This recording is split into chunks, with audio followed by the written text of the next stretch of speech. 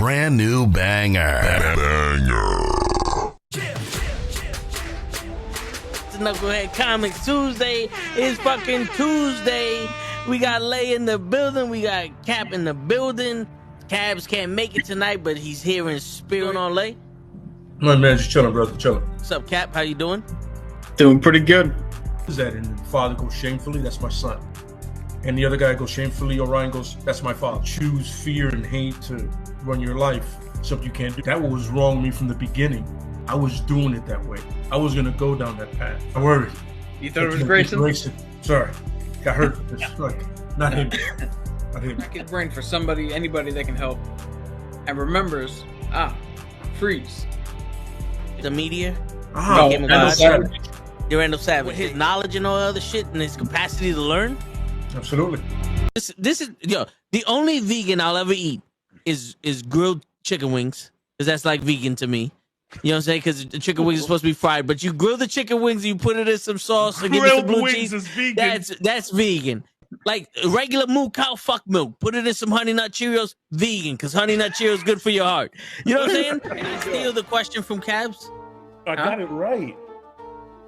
Look at this. I would also like to steal. I would also like to steal. I would also like to steal. You're too late. Wow. I stay loose, I stay hype, I stay loose, I stay hype, I stay loose, I stay hype. I could do this all night, cause I do what I like. Yeah, I do what I like, yeah, I do what I like. Sipping goose, sip is right, and I go with the flow. Yeah, I go with the flow, yeah, I go with the flow. Cause I know I'm the show. In the zone, here I go. In the zone, here I go. In the zone, here I go. Yeah, they know I'm a pro.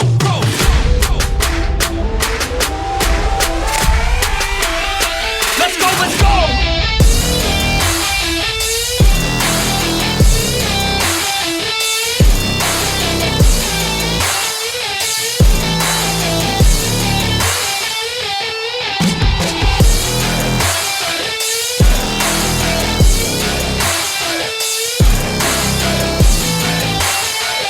Yeah! Let's go! Here I go, I get lit, I get hyped for this shit! That's right.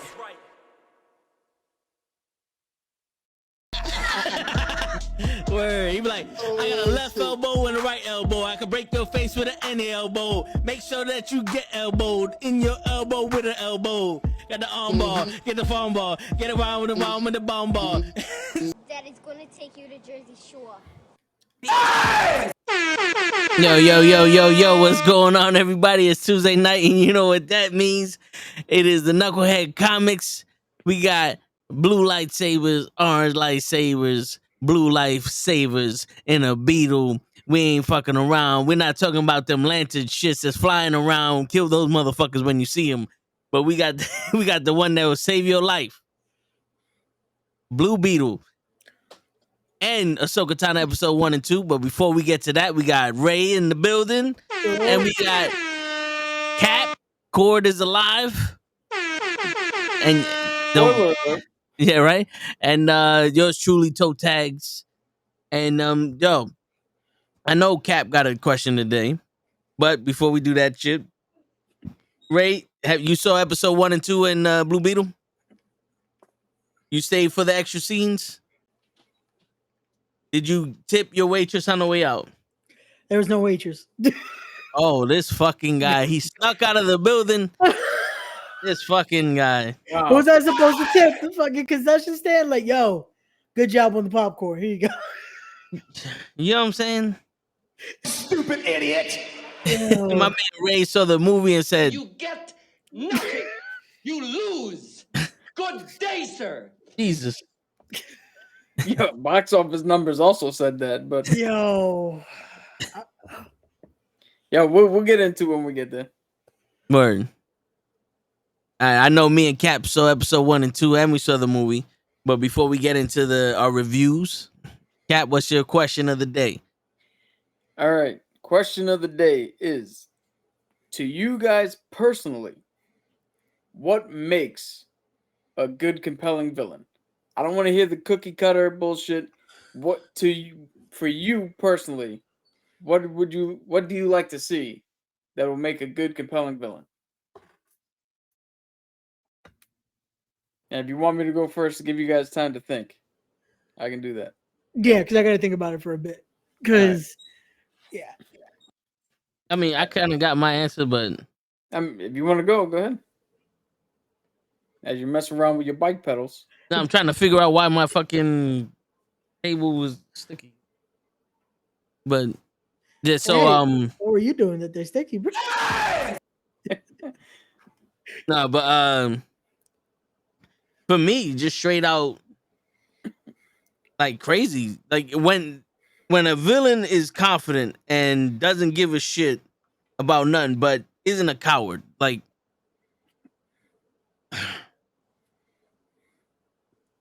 Bolo.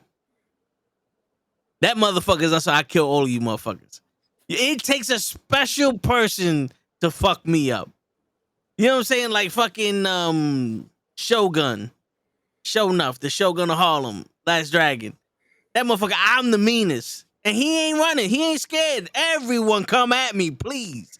Come see this. The ones that go, if you don't talk, I'm shooting him in the head. Bow. Let's try this again. You know what I'm saying? Like the ones that are not afraid to be them.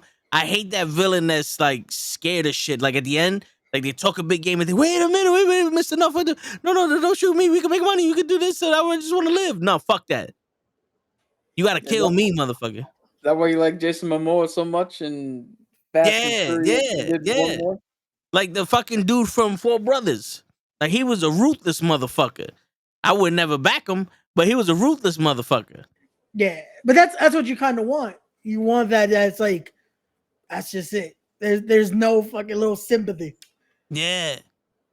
Like that's how it should be. A villain should have that. It's like, yo, there's nothing that's like, you know what? I kind of feel bad, or you know what? He kind of makes sense. Like every villain should be like High Evolutionary was in Guardians. That's just like, yo, this is just a fucking psychotic motherfucker. Yeah, like, when it's just someone where there's nothing there.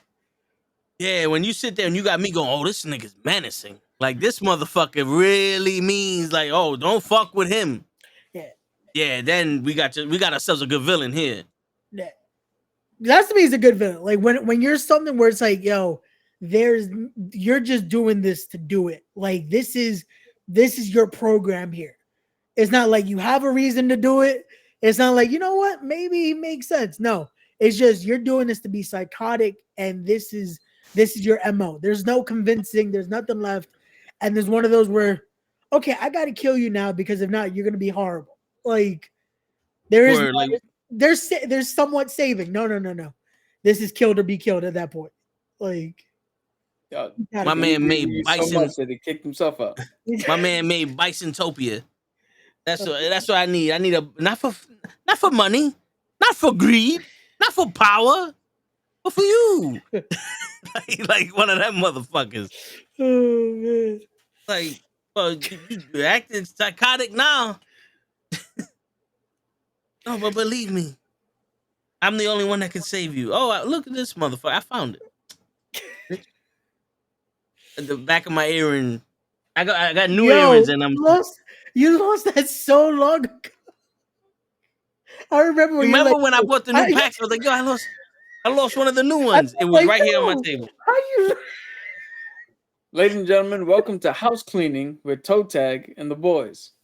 In today's lesson, we're going to teach you how to clean your desk so that you can find the back of your earrings. Oh, man. Minimal tools required for this one. Yep. Well, you know what? This is too funny. All right, first, gonna get some of these. Gonna get your Lysol wipes. Yeah. Shit, it's a laminated tabletop. It should be good.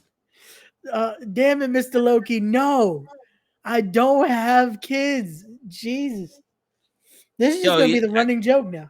I got a bunch of kids. Right? Oh, but where are these kids? I don't know, but they're great kids. Only a man with kids has all these women on their podcast. Nah, I can't say nothing. So why you trying to think of a comeback? Here's my answer to that question. Yeah. For me, what makes a compelling villain is twofold. One, they have to have some aspect of what they're doing or who they are that I kind of agree with. If you can give me a villain that has something with them that I'm kind of like, you know what? I see that point of view. That compels me to him. But the most important thing coming out of that part 2 is they're still the fucking bad guy. Yeah. If you could still be the bad guy and make me go, I'm never gonna join you, but I'm not not disagreeing with you. You know what I mean? Like Yeah. I see where you're going. Almost like I don't want to say Thanos because I feel like that's completely honest, the best answer though, because it's like but to be Thanos was completely honest, he could have done a myriad of other things to get his message of the fact yeah. that the universe and beings are too greedy and that we're devouring ourselves and that needs to be fixed. That yeah, I can agree with that. Yeah. The fact that he's still a bad guy, still all the way through, I can agree with that. Which yeah, you know what? I guess this is a good Yeah, Thanos Yeah. is the perfect because But it's like his logic was flawed though.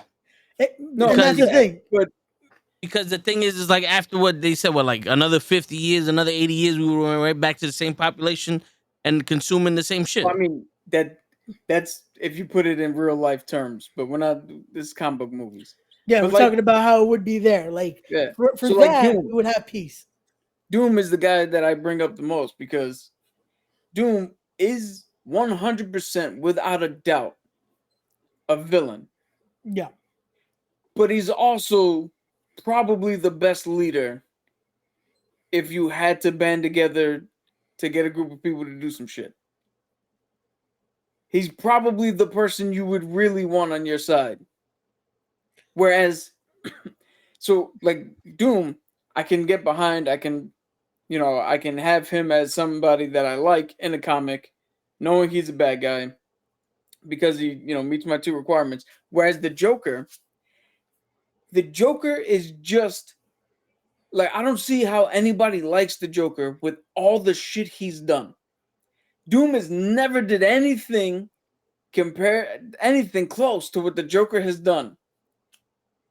Doom's still a villain. I The think Joker the has reason stepped a fucking foot beyond the fucking line of decency and then ran like Usain Bolt as far away from that line on the other side. I think the reason why I don't know how people fucking clamor for him. I think people like the Joker because the same reason why they like Andrew Tate and Trump and Alex Foley in the War Room or whatever the fuck his name is.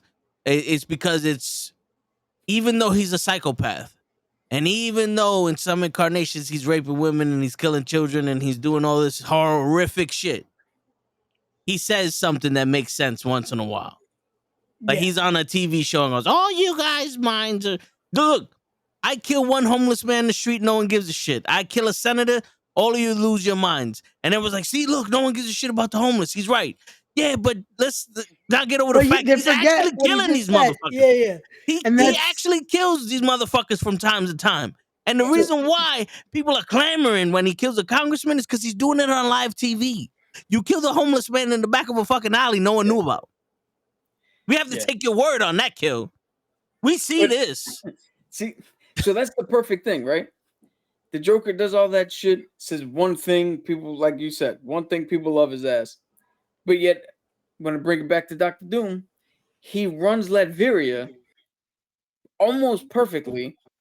All of his people love him. There are no problems in there. Like he does not do anything outside of what he needs Unnecessary. to. Yeah, unnecessary shit, but outside of himself that requires depravity. But yet he's still the villain. Like he never tries to be the hero. yeah. Like if you come into Latveria, he doesn't turn around and like, I'm the ruler of Latveria. Why are you not pompous and bowing? No, he's like, yo, you're in my place. You're not supposed to be here. Get the fuck out or you die. That's the kind of shit I like, which will tie into some of our reviews here, where Yeah. like like Vin keeps telling me to watch Jason Momoa because Jason Momoa played an excellent Joker. That guy. Oh, Yeah. He played the best Joker I've ever seen. See, that could be entertaining, yeah. right? But I think there's a difference, and I'll get to it when we do the review for Blue Beetle. But I think there's a difference between an entertaining villain and a really effective villain. And I'll explain what I mean when we get into the review. Okay.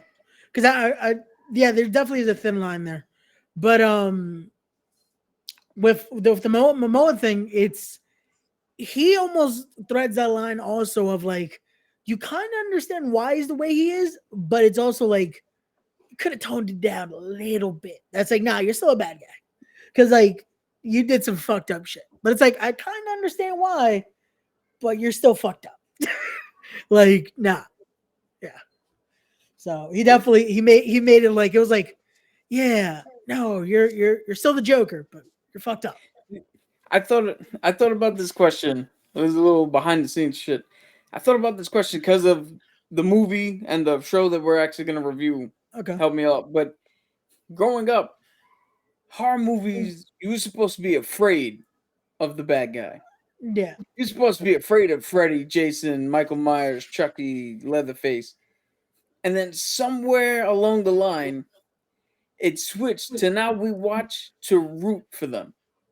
Yeah. It's that point of almost it translates everywhere. That's like you kind of want to see the bad guy win sometime, just because it's like it just seeing how they portray themselves. It's almost like we do in wrestling. A lot of the times we're cheering heels, like the heels are what attracts. Another thing, I couldn't understand. Bring up wrestling, the pay per view that just happened, All Out or All In. I couldn't understand why the crowd's cheering for MJF. I'm like, yo, who's the bad guy in this fucking match? Yeah. But to bring it back to the movie and shit, what we're doing is so like Michael Myers and Leatherface are my two favorite slashers, right? But it's not because I root for them. Like I just like their movies and the way they're captured. Not all the movies. I know some of the movies are bad, but for the good ones, there's something about them that's like, yo, I don't think I could stop these guys. And if I was in this situation, what the fuck am I really gonna do? They're smart. Leatherface is smarter than you think. He's faster than you think. He's stronger than you think. Myers is smarter than you think. Then you go to what do you call it? Like those guys, I like as just the pure villainy. There's nothing about them that I agree with. So I'm never truly on their side of shit. Yeah. But then you go to like Saw, which is one of my favorite franchises ever, and John Kramer. And you dig deep into what he's doing. And yeah, he's the bad guy. He's the villain. But he's giving people a choice to live like the message behind him. At certain points, you're like, you know what? I could see why you think certain people, if pushed in an extreme way, will get the message that you want them to get and actually make a change necessary.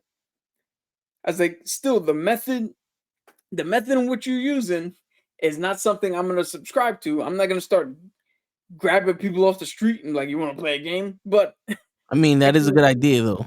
I could somewhat see why he's doing it, and there's a message in there that can actually resonate if it was taken out and put in a different context.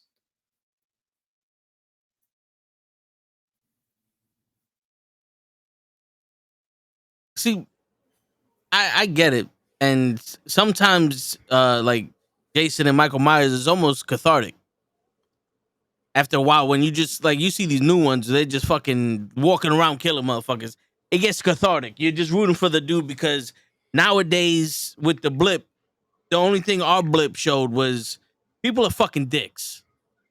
And no matter how much they want to stand outside their house with the pot and they bang the pot for the nurses because the nurses are risking their lives to save others, and all this other shit. And they're like, we support you. But the first chance they got, they turn into dicks, they turn into assholes, and they turn into fucking monsters.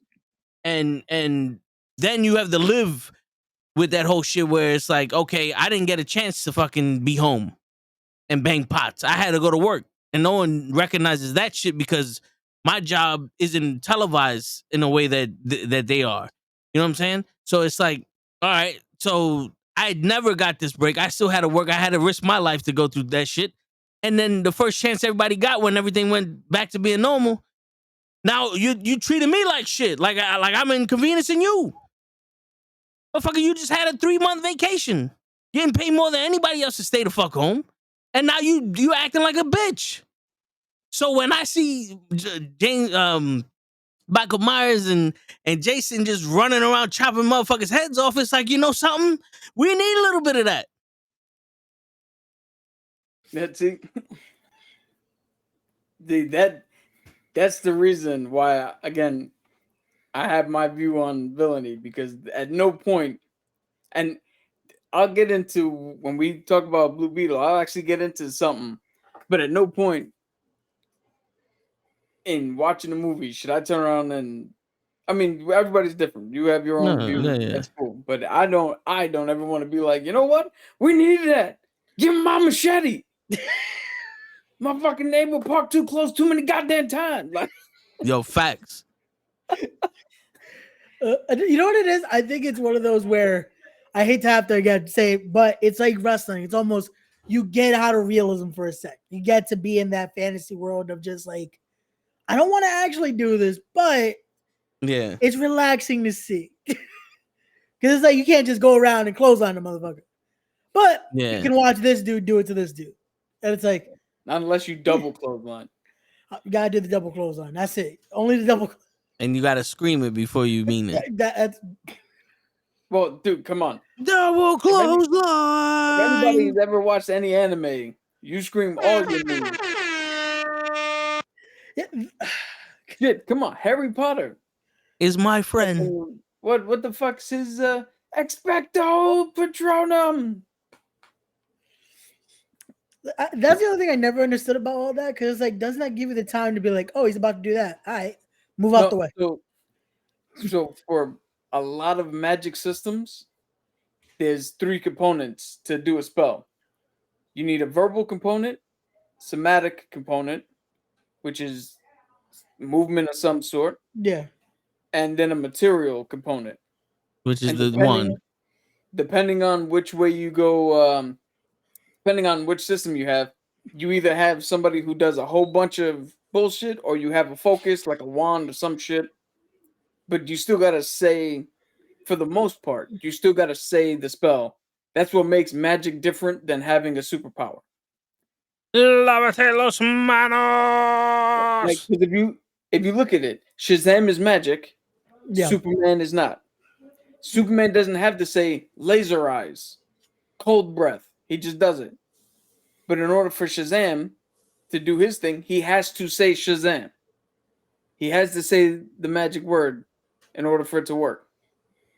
That's just like I don't know when it started, but that became a standard for most magic systems. Okay. Well, it's because it's part of the show. But I mean, everything has, like, D&D has it, Magic the Gathering has I it. hear you. But that's like, it's the rules for part of the show. It's the kayfabe of it. Yeah, makes You sense. know what I'm saying? Yeah, It's like, if you sat down and go, all right, I'm gonna chop this woman in half, and without the quack, and boom, the smoke comes up, and now she's chopped in half. If you just said, look, and she's chopped in half, people would be like, what the fuck? Like, there would be no reaction. They'd be like, What the hell? and Did I'm you gonna chop put her it in? back together again. See? What did you do? It just has to be fake. You didn't do nothing. Yeah. You just stood there. You didn't do the googly eyes or nothing. You know what I'm saying? There has to be some kind of selling. What up, Matthew? But shit. Travis, Spider-Man 3, Hold on, wait. when Harry and Max teamed up, that was not 2. Always Amazing It's Spider-Man 2. Andrew Garfield too. Okay.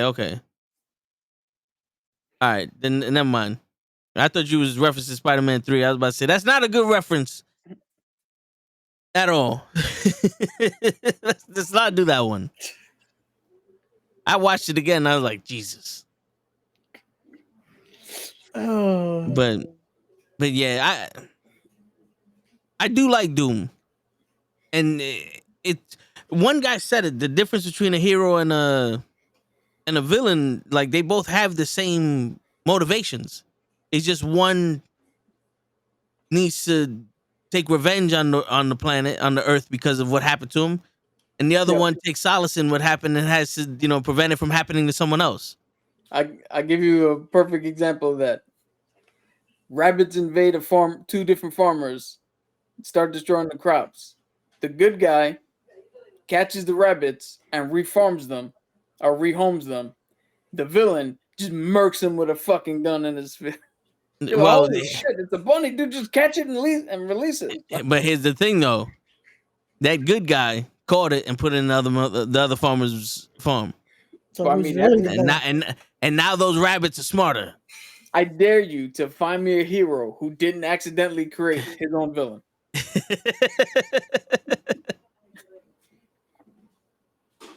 If you tell me to if you look at it, most are that way, and no matter what, it's like they all started with something. They 'Cause all no- did something that it made that. No good Like- deed goes unpunished, Ain't that the truth? because energy is neither expelled or destroyed; it is just displaced. Yeah. So when so when you take care of evil, you didn't destroy it; it just went to someone else. That's why they say you can arrest all the drug dealers on the block. There'll be 3 more tomorrow. Somebody got to make that money. Yeah, big farmers been trying to make that money so long, but Word. it's a different podcast. Yeah, seriously. Tune in Friday to the Telling the Show. We'll be on the road for that one. Sponsored by Pfizer.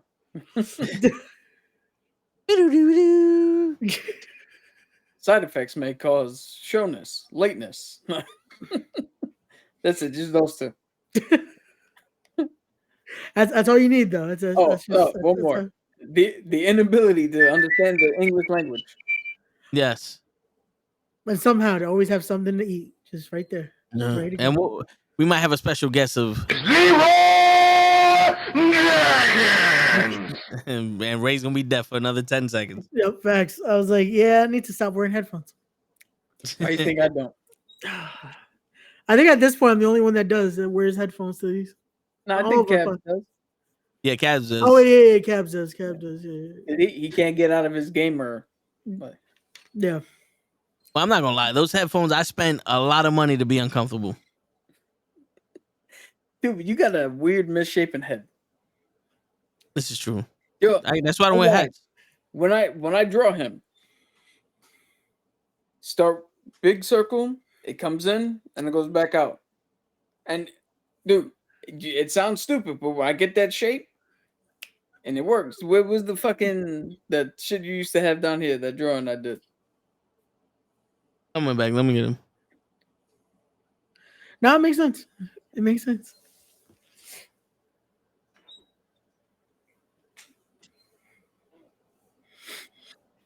My head was just too damn big. That's why I stopped wearing hats too.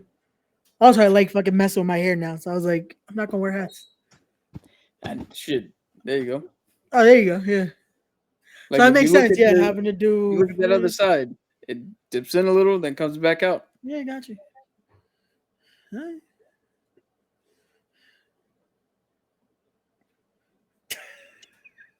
Yeah, but this drawing to me is the best drawing I've seen. All right, hold on. I gotta. I was gonna say, I see nothing. Like invisible ink. Yeah, I was like, wait, what? But There you go. oh, okay. That's Yep. from Bleak's daughter. Which, by the way, congratulations, she became a yellow belt in Yep. Taekwondo. Hey. Yeah, okay, here we go. Special guest again. We need the dog, bro. We need the dog. Side effects. Ray gets. No more. I have no kids to be able to say more kids though. It makes no sense. Just because you disown them doesn't mean they're not yours. Hold on. I want to set the record straight. The judge confirmed that he does not have to take care of the kids, so he does not have kids. Via judging rule. The only kid I got is this one, a fur kid. That's all I got right now. And she don't even want to be there. Nope, she's trying to fucking leave. Oh, now she's gonna moon you out. My bad. This is what happens. That's it. You didn't raise it right. You raised an OnlyFans girl. Word. The minute she sees the camera, she goes buck wild. This is why we need the dog, Ray. Candy would set us straight. Okay. At least just look at the camera at least. No. Oh, okay. Salina. None? No. Okay. She's like, I'm gonna sit right here. Okay. You can stay there. Just calm down. All right. I guess she's gonna be here. That's it. Oh.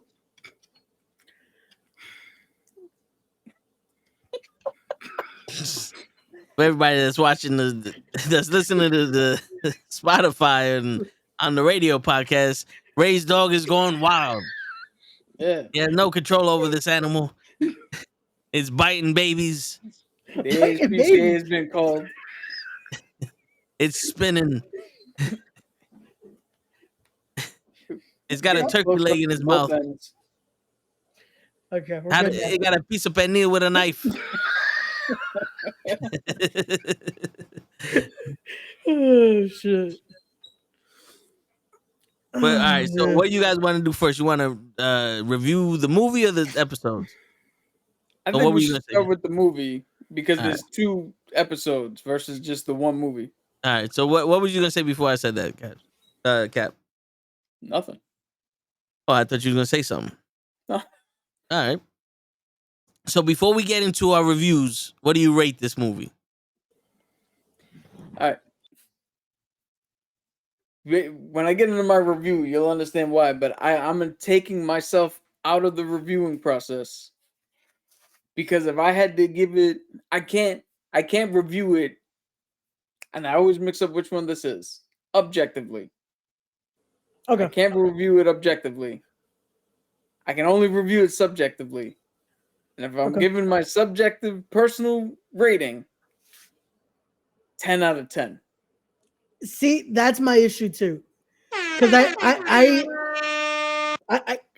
have to be biased with this film and I have to give it 10 out of 10.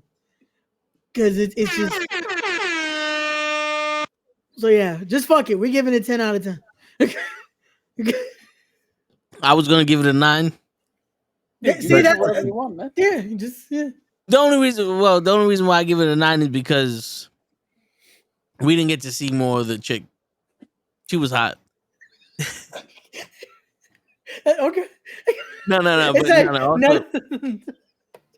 Yeah, what are you saying? It was a little fast. It was a little fast. Yeah, no joke. The movie felt like it just went like nothing. Yeah. But that's also I want to feel like it's also not a bad thing, especially when we usually have to go through almost 3.5 hours of movies sometimes. The last 4 comic book movies have been a slog to get through. Yeah. With the exception of Guardians. Guardians was all right to get through. But yeah, that one was definitely easier. But this one felt like you kind of wanted some more. Like, I could sit through a little while longer. Yeah. If need be. But compared to the other DCEU movies, including Shazam's and Adams and Snyder cuts, this is 10 out of 10. Oh, compared to that, this is a fucking 100 out of 10 by that point. Yeah. If I'm going to compare it to all the other DC movies, then I can subjectively turn around and go, it's the Nolan films, the first Wonder Woman, Blue Beetle, all the other garbage. Yeah. That I can do. I'm not that crazy where I'm like, this is the greatest ever. Objectively. Subjectively, and we'll get into it in my review where I put it with my own shit, but Gotcha. All right, so now let's get into with some reviews. All right. Yeah, who wants to go first? Yeah. I mean, I'll go first. I'll go first. All right. The movie, to me, I like the fact that it was not a stereotypical Latin American, Spanish, Mexican movie. Like, yeah, they had their stereotypical shit, but it was also a lesson to be learned. Yeah. And sometimes the lesson isn't, family and their culture. It's, we got enough. Like, I know you want to get out of here, but what's so bad about this that you need all of that? And he found out that all of that was nothing. And the enough he had was more than enough. Because at the end of the day, when you have family, any house can feel like a mansion. You know what I'm saying? Because like the girl said, when she was in her mansion, it was lonely. Yeah. This is where we find out Blue Beetle is just another Fast and the Furious movie. Yeah. It's all about family. but the difference between this fucking family is they had structure. Like, I love the fact that you saw the father was the leader of the family. What he said goes. And then, spoiler alert, you had enough time to watch it. It's been 2 weeks. When he dies, grandma was like, I'm going to step up. And we're going to do this the right. Like, I know it's hard. And I've been through here. Now you're going to lean on me. You're going to get the strength from me. And we're going to handle our business. And when it's time to cry and feel sorry for ourselves, then we will do that. That show, because it shows in a Spanish family, there's always that one person. All right, yeah, enough of this shit. We got shit to do. Yeah. No, and that's what I loved about it, that it showed, because it had its tropes, like you're gonna have in a Spanish movie like that. You're gonna have little things like that, but to show how much of a matriarch a family has like that, and show just why for a lot of us that's what's important. It's having someone that is able to be that centerpiece of the family that keeps the glue of it all, and just showing that even in moments like that, there's a reason why we're able to push through. Because there's always that someone to be like, nope, we're not. We'll have that time, but we have to make sure we keep going. Yeah, like that's the best part of getting to see something like that, especially on the big screen like this. Oh yeah, and it also shows that you could have all the talent in the world and all the stuff in the world, but if you don't accept it, you can't really do nothing with it. Yeah. With his tech and shit. And getting into the story, I know Cap is gonna probably detail this more, but I do like the fact that they spoke about the original, they spoke about the next one, and then they spoke about this new origin of Blue Beetle. I do like how they threw that in there. It was perfect to have just the subtleties of it, of just like, yeah, we're gonna make it fit for this story. That's great. Yes, the one thing that in this movie that I was like, I wish they would have did a little bit better. They didn't show as powerful as the main villain can be, like the woman. Yeah. I forgot her name, but I feel like they did just enough to show that she's the bad guy, and she's always gonna be the bad guy. There ain't no ends if or buts. 100%, she's the bitch. We gotta kill her. But I feel like they could have spent a little bit more time with showing her how much of a dick, how much of a how much of a cynical person she is. Like, maybe show her with with the uncle, or maybe show like something that is like she prevented the uncle from running the shit, and now that's why she's controlling it. You know what I'm saying? It went by a little fast when it came to them. Yeah. But other than that, I enjoyed it. It was funny as shit. George Lopez did his thing. Yeah. I was like, it was as good as it could be, especially like you're gonna think, oh, it has to be comedy, it has to be this, but he was so perfect in it that wasn't just, oh, it's George Lopez being George Lopez. He felt those moments of being able to be a serious actor at times, but still give you that comedy relief that you need. Yeah, it was great. He had dimension to him. Yeah, because not only was he the I don't want to say the fuck up, but he was the guy that's living in his brother's house, not Oh, yeah, really doing nothing. The He was, jokester, Yeah, but he he was was. also he had intelligence. Yeah, but that's the thing. It's that one point where it's like it's that, oh, this is gonna be viewed as the black sheep of the family, but when it counts, he's there. He's that Yeah. person. Like when well, we already talked about it. When the father passed, like he knew what exactly. Like, all right, here we go, jump in, get there. Yep. Like it's one of those where that moment of just every family has it. And it's like, oh yeah, we got that guy there, but when it counts, it counts. Yeah. And also for the villain, Victoria Cord was the one I think you were looking for. Yes. Name wise, yeah. yeah, I couldn't remember. I knew it was a V chord, but Yeah, I couldn't yeah. remember which. I pulled up It's not really the that prominent in the comics. yeah, I pulled up the name and cast just to make sure because I want to make sure I get the Jaime's actor's name, which I still feel like I'm gonna fuck up eventually. Lolo Maridueña. Yeah, the last name's easier. Maridueña was easier for me, but Zolo, I feel I Zolo don't know. is easier for me. Yeah, Zolo was not easier for me for some reason. Maridueña I could say, but Zolo I was like, is it? But whatever. But yeah, He looked like He an did Anthony to me. he did awesome in it though. Pete gave us that little spoiler in there, but it worked. Like that little point of the Jaime and Jamie point. I love it because that's especially if you have a Spanish name, 90% of the time they're gonna fuck it up. Yeah. 90% of the time they're gonna fuck it up. Because you know something, bro? Because in the beginning, that's the only thing they could aspire to. Like Lex Luthor, when he sees Superman, that's the ultimate power there. I want his power. Yeah. You know, like you see the Blue Beetle, they're going after the Blue Beetle's energy so they can reproduce it because that to them is their ultimate weapon. Yeah. You know what I'm saying? Iron Man. This fucking guy's a genius. What he did worked. We can make money off of that. Make other Iron Men. Yeah. Like Batman is the only person that came out and said, well, he has nothing we want except for the will. So let's break it. Well, if you think about him and Ra's al Ghul, they both, even though Ra's al Ghul was a little more twisted, they both are fucking white dudes with money who trained in the fucking art of ninjutsu and other shit, and they had tech, and they wanted to take Gotham in different directions, but they ultimately wanted to do the same shit. Yeah. I think to answer the question more directly is, especially with origin movies, it's a lot easier to sell.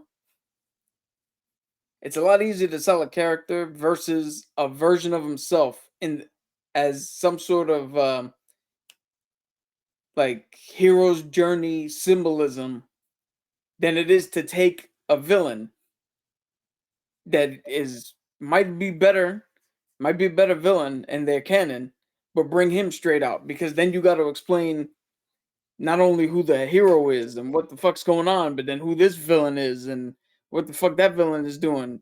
Where you could take a better villain in a sequel, and then we already know the hero and the backstory. So now we can shed some light on the villain and get into why this guy's the bigger threat. I think that's why they do it in movies. But it's everywhere. Captain America. Who's Captain America's biggest villain? Red It's Skull. the opposite Super Soldier, Red Skull. Or it's Winter Soldier, the opposite fucking Super Soldier. Yeah. Like, Shit. who's Green Lantern's biggest villain? Yellow Sinestro. Man. Sinestro was a fucking lantern. He does the same shit. Like Superman is fucking Bizarro Superman, Doomsday, fucking Brainiac, Brain. Yeah, but is it Doomsday? Yeah, Darkseid. Darkseid as fucking Show once said that shit, and I was legit Googling. I was like, who the fuck is Darkseid?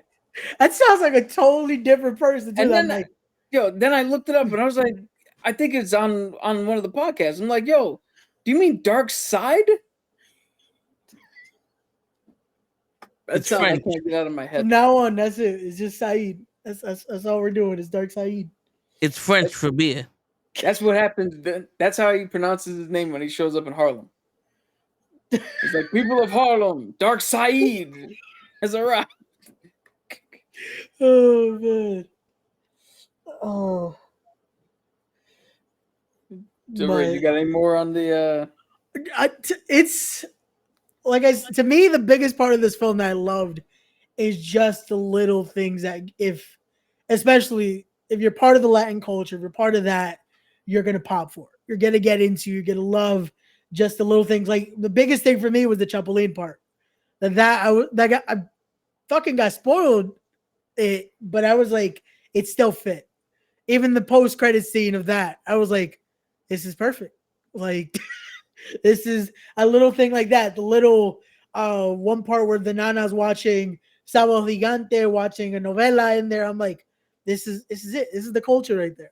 Just those little bits that it's like, yep. And then the Nana listening to whatever to reggaeton at one point. I'm like, this is the cool grandma. We all got one of those. That's like, yeah. You got your more like conservative grandma, but then you got the crazy one that just listening and doing all that, doing her Viva fucking la revolution. Yo, that I was like, this is it. Nana knew instantly, like, that's it. Say hello to my little friend. She got into it.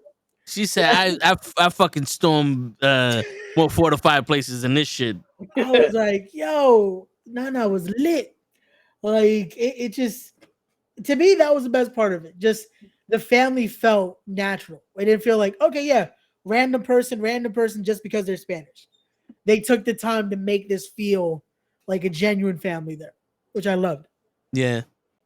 And then again, the little knacks at everything, even just some of the extras they had there, like cameos by, especially like certain novela people. Like I saw Carlos Ponce at one point. I'm like, yo, they got Carlos Ponce for a random cameo.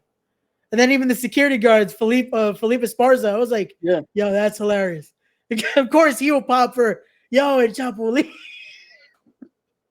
I was like, it's just those little reactions. It just made the movie for me. And then of course you got the Cheech and Chong bobbleheads in the car. Yeah. Like that, it adds more to it.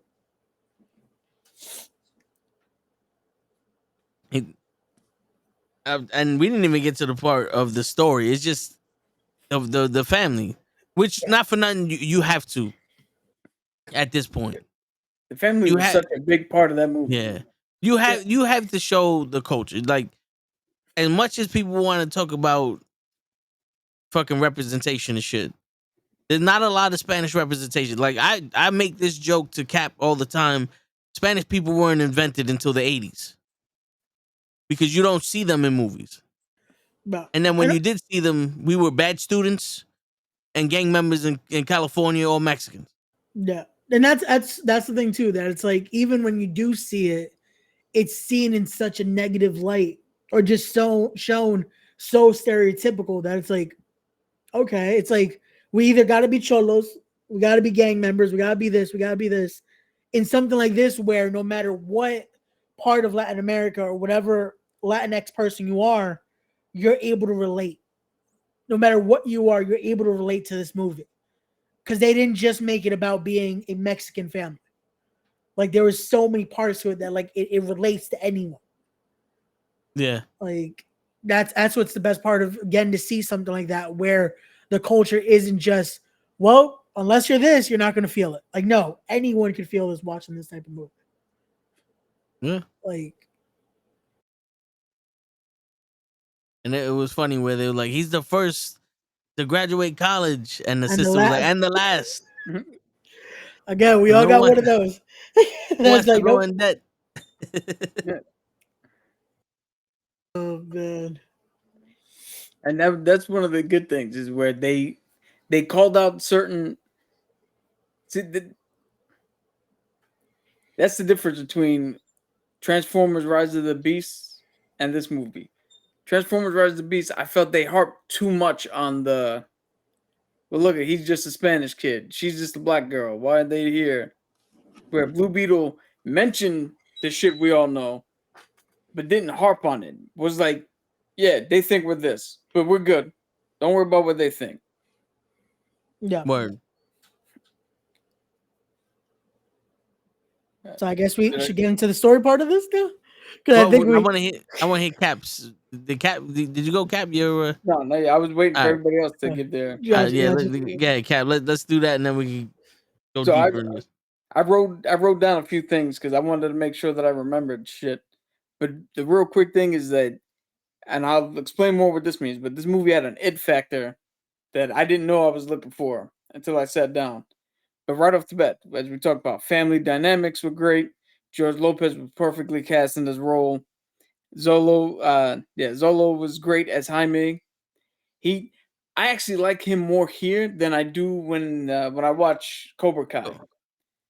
Yeah, Like he just brought something a little extra to this role. The comedy was actually funny. The villain was compelling and interesting, and I'll get into that. The CGI was for the most part good. I didn't see anything CGI wise that I was like, oh, that looks bad, or took me out of the movie. Overall, to be completely honest, I think this is right up there with Shang-Chi for me. This is one of my favorite comic book movies. And one of the reasons is so the it factor, if we look at it, why I think I connected so much, Jaime goes off, comes back, prodigal son returns. I've done that. Didn't go off to college, went off to the military, prodigal son returns. Comes back, got a smart ass sibling who's like, oh, big shot's back. I got that. Raised his father, mother, his uncle. I had that. Grandmother, big influence. I had that. Like there's a lot of things that in this movie that I looked at and I was like, damn, I connect so much with this. The fact that, like, even going into the movie, the fact that for the first time we actually get a reluctant hero who's only reluctant because he doesn't know what the fuck this is. This was just thrown on him. He was attacked by this shit. It merged with him, and it took off. And he's like, "Yo, what the fuck is going on?" But he wasn't the guy. I'm not worthy of this. I don't want this. I don't need this. He was, once he saw that, oh shit, something has to be done. He was like, all right, we're gonna do this. We're gonna do this my way. And then when he got the, what do you call it? When he got the blessing from his father in the afterlife, or the purgatory, I guess you could say, where he was like, no, if you got to merge fully with it and fully accept. He became fucking great, and it was that refreshing where it's like, I understand why you would be hesitant in the beginning, but then we got right into, oh no, if this is gonna be the way it is, we got to make this shit the best. yeah, As best as we can. And the proof of the pudding is he literally turns around and is like, you said I can make anything I want? Give me a sword. Give me an anime sword. And instantly was like, yeah, if I'm in control of this, I know exactly how I want to use this within the realms of what I know to do. And the villain, when I say the villain was compelling. So Victoria Cord was the typical, she's evil just because she's an evil corporate fucking shill. But that's one half of the villain. The other half of the villain was I can't remember the dude from the mines. but it's not Ignacio, Parallax. Caraprax, Yeah. or Ignacio was his actual name. Yeah, Carapac. So I thought that they were, first off, he looked badass. Like, he looked like, okay, this dude, fuck the suit. This dude's just gonna fuck up whoever's sitting in front of him. Yeah. Like, he never once wavered from that whole I'm in control shit. But then they do the whole thing where you see the locket and you're like, oh, he lost his wife and kids. Okay. But they hit you with the switch. He didn't lose his wife and kids, because that's not his wife and kid in the locket. That's him and his mom. Yeah, And then you see what he went through, and you see who caused it, and you see who he has to work with. And in tandem, you realize that the villain of the story is the person who created the situation, which led to the rise of the most menacing person. It was almost a Darth Vader, Emperor Palpatine situation. Yeah. Where it's like, that's the. You want to know why Vader turned to the dark side? It's because Palpatine lied to his ass and fed him a bill of goods and twisted his mind, and he thought he had to do all this shit to save Padme. You want to know why? What was his name again? The actual Caraprax. character, not the Caraprax, yeah. no. What's the character's name? Not the comic. Ignacio. Ignacio. Why Ignacio turned bad? Because Victoria Court was whispering in his ear, twisted his mind, fed him a bill of fucking lies. Yeah. Turned him into a machine like Vader. Yeah. Like that was so refreshing to see. Because halfway through the movie, when they were doing the raid on the house, and the father has the heart attack, and all that shit's going down, I'm in full tears. I'm not afraid of a minute. I was in full fucking tears.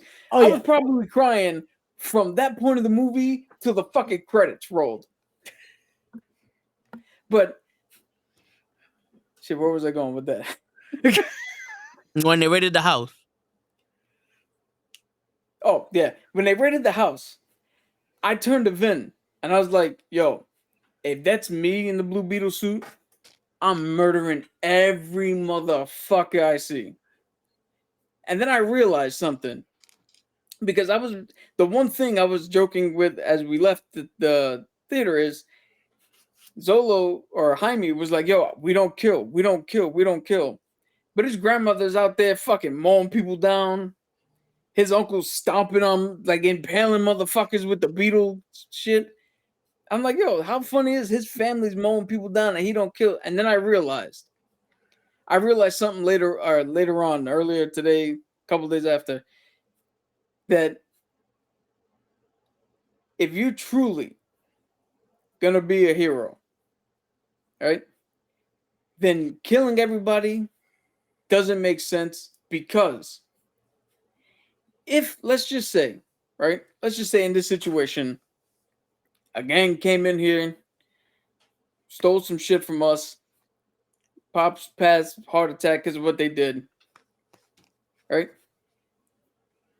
As much as Vin might disagree with this, if he saw me then legit walk out of this house and take the life of each and every member that I can find and anybody that was related to them, that would push me so far in a direction that I am no longer me.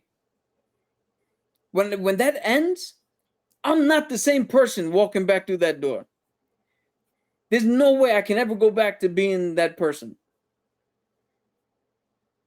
And that's what the Beetle, that at the beginning, the Beetle was like, yo, let's kill everybody. But then when she merged with Jaime and realized who he is at his core, that's what she was like, no, I understand why you said no killing. Now I understand why I had to stop you from killing. No. That was the perfect point where you just now notice, like, they're now one instead of this. No, now they're one there. And I think that's something they did so well to give you that's one of the things that the movie did. They give you the release and the out of somebody in this group has to die for what they did. So they do the fun little, I accidentally stepped on this guy. Nameless people over here, mow down. All right, we got our get back. But in the reality of shit, that's not, the get back is not really it might be what we think we want, but it's not actually what we need. Yeah. And Beetle handled it the way it was supposed to be done. And the villain, Ignacio, to turn around and be like, no, I recognize what's going on now, and just to grab Victoria and just walk into the explosion. Oh, that was perfect. I was like, yo, that's fucking fire, because he did exactly what I said. He realized that in trying to avenge his mother's death, he went so far in that direction that is now pointless to try to come back. He's not the son anymore to his mom. Yeah. Yeah, he's not that kid. He's not anymore. But it was He's just, a monster. yeah, it was so perfect of just like this is that cathartic point of just like, you know what? You need to make that sacrifice, but it's gonna be worth it. And the minute he turned around and realized what he has done and the error of his ways, who showed up? His mom showed up to beckon him. Yeah. That was another point. I started tearing. I was like, ah, damn, no. I was like, why is this movie making me cry so much? This is Bro. Damn it. I started tearing when he went in for the interview. And his whole family started cheering him in the pickup truck. Because I shit you not. I saw my uncle. I saw my mom. I saw Vic. I saw my dad. I even saw my grandma. All of them doing the same shit just to embarrass me. That's the type of family we got. Just to embarrass you. Yo, but mine is so. But that's kind of what it was when I went off. When they took me to go to the hotel to start the whole boot camp shit. Everybody was there. The whole fucking thing. Yeah, I decided to fuck up in school. That's why I didn't get to see him off. Yeah. But he would have been there. He would have been the craziest one. Like, all right, take it off your shirt. Oh, we got no rule. Oh, wait, one rule. Bro, I almost got court-martialed during his graduation.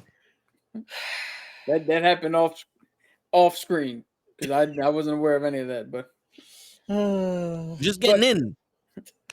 Mom was like, "This is why you can't join the military." I couldn't get past the metal detectors without having. That's another thing we have where he's like, "Oh, the first person to graduate from college and the last."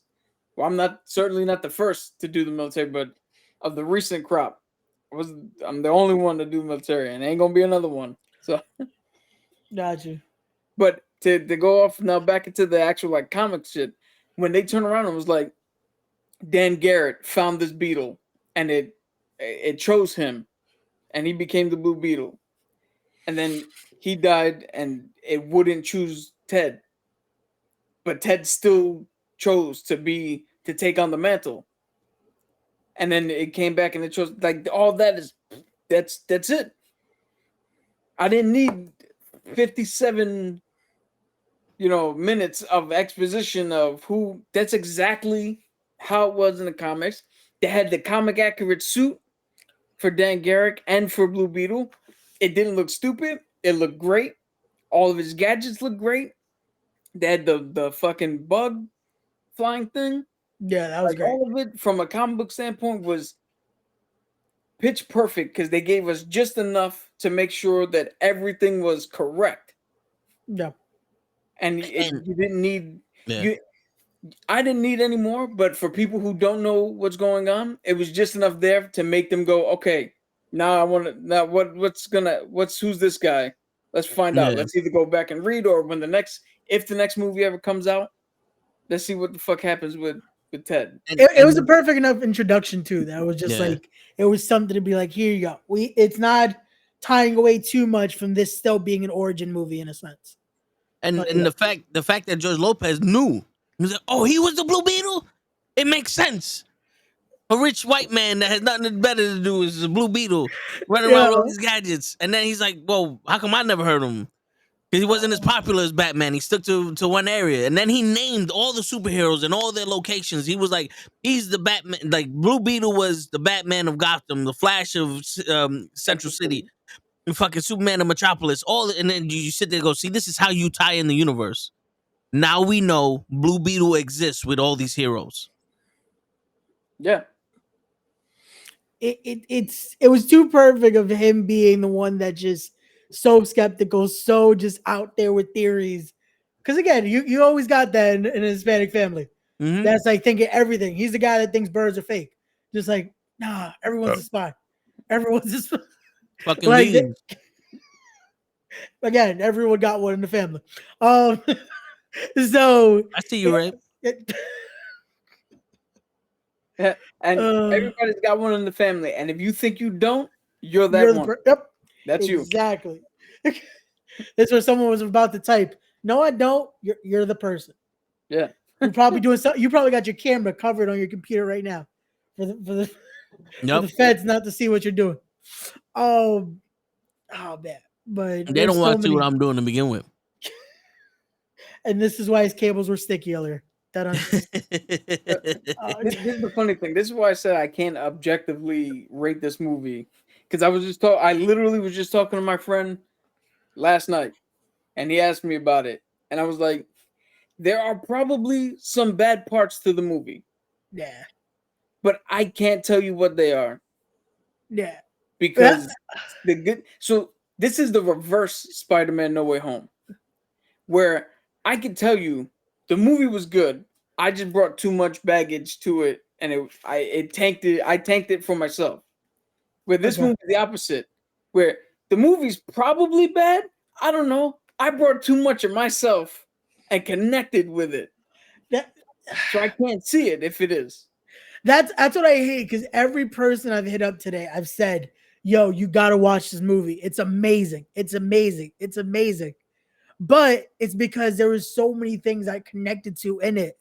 Like the way the father passed away, I legit broke when I saw that scene. Yeah, because I went through that minute by minute. Well, not getting the fucking house warmed, but just the way it was minute by minute having to see all that. And it just then the purgatory scene, it's one of those where you wish to have a combo like that. Mm-hmm. To be able to have that goodbye moment. Just to be able to be like, you know what? Here we go. And that fucking sentiment of I'm exactly where I'm supposed to be. Because I'm supposed to be here right now to make sure you see this message. To make sure you get this point across. Like both times he did it. When he was just sitting in the front and then when he was in the perk, like I don't know, it just resonated so fucking much, man. It's call Bleaks up, man. This is what watching Black Panther must have felt like for Bleaks. this was our Black Panther. Yeah. That's right. Latino stand up for this one. Where Meanwhile, the fuck is Don Leguizamo now? Yo, no, that was my thing. That was like, yo, I think this redeemed George Lopez. Because Latinos were kind of anti George Lopez. I feel like this saves George Lopez right now. My friend said that. My friend was like, yo, I was like, yo, George Lopez is funny. He's like, I'm kind of off him. I'm like, for what? I didn't hear about it. And then he started telling me shit. I was like, well, all that was out of the way here. No, yeah, this saved George Lopez, because this was it was perfect. It's like, no, you can't hate George Lopez right now because he was too good, man. He was too fucking good as Rudy. I was like, yo. You know what else was good? Everybody had their part to play, but nobody overstepped. Yep. Jenny Cord didn't all of a sudden master ninjutsu out of anywhere, and she still was just like, I know this, but I'm not something. The sister learned how to use the thing, but she didn't out of nowhere just started kicking the shit out of everybody. Nah, it felt just like that fight or flight instinct, but also when it came to it, she wasn't a superhero. She got shot, and it's like, oh shit, what do I do now? What's about to happen? I'm gonna die. Yeah. And with one line, they explained the grandma. She literally fought for the independence of Mexico or whatever revolution. Yeah. It was too perfect because you always have that when with the older generation of, no, you don't know everything about my life. I'll explain later. It's like we never get the later though. And if you never get to have the story. The older generation went through two world wars and a bunch of shit. Like I have no doubt my grandfather, if he was around and we were in that situation, I have no doubt he'd have been like, all right, who we murking? Like, legit. There was one time we were playing on a sidewalk. My next door neighbor and somebody else was trying to grab a rag, and he hit me in the nose because they let go of the rag, and my nose was busted open. I don't know how he saw it, but I'm like, oh shit. And they grabbed my grandfather came down the block with the shit like, what happened? Yeah, because he was not playing. 7 houses down. He came down the block and said, what happened? Where his shit on some, what happened? Who's getting it?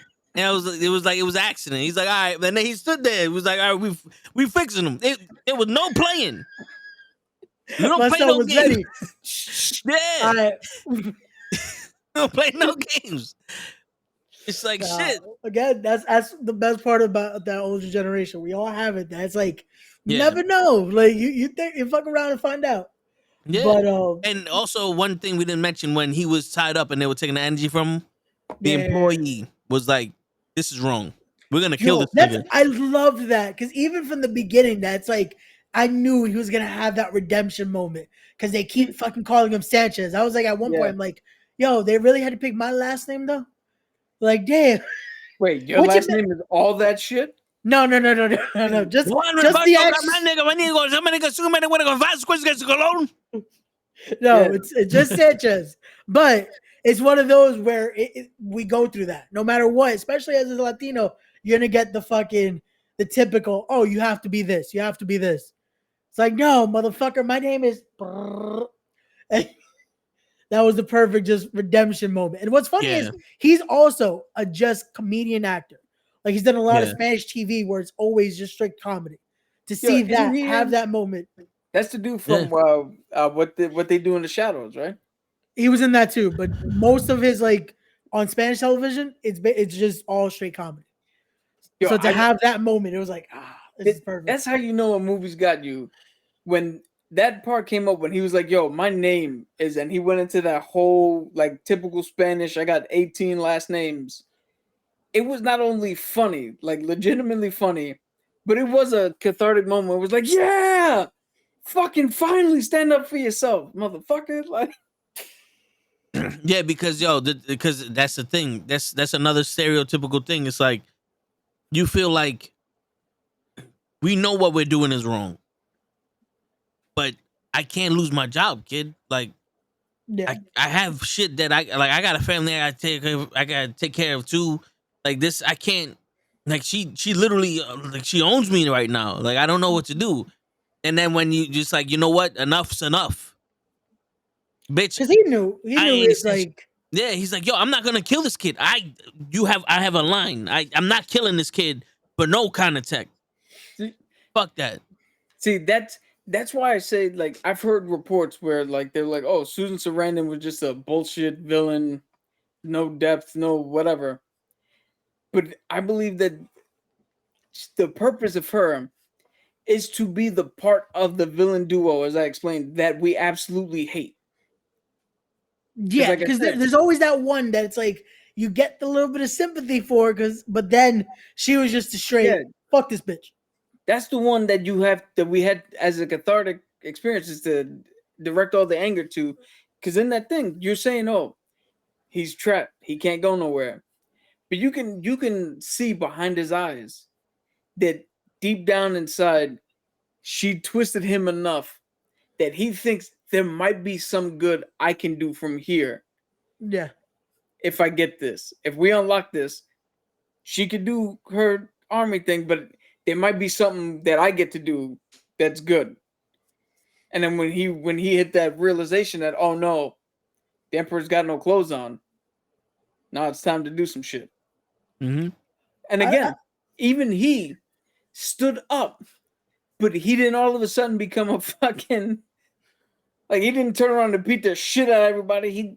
He did what he did, and he took his death. Yeah.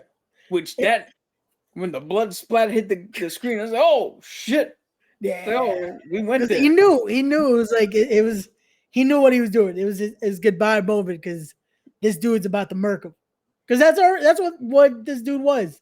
Ignacio was a merc just from the get-go. But imagine now you're giving him a power suit. That's it. He's about to go haywire on everybody.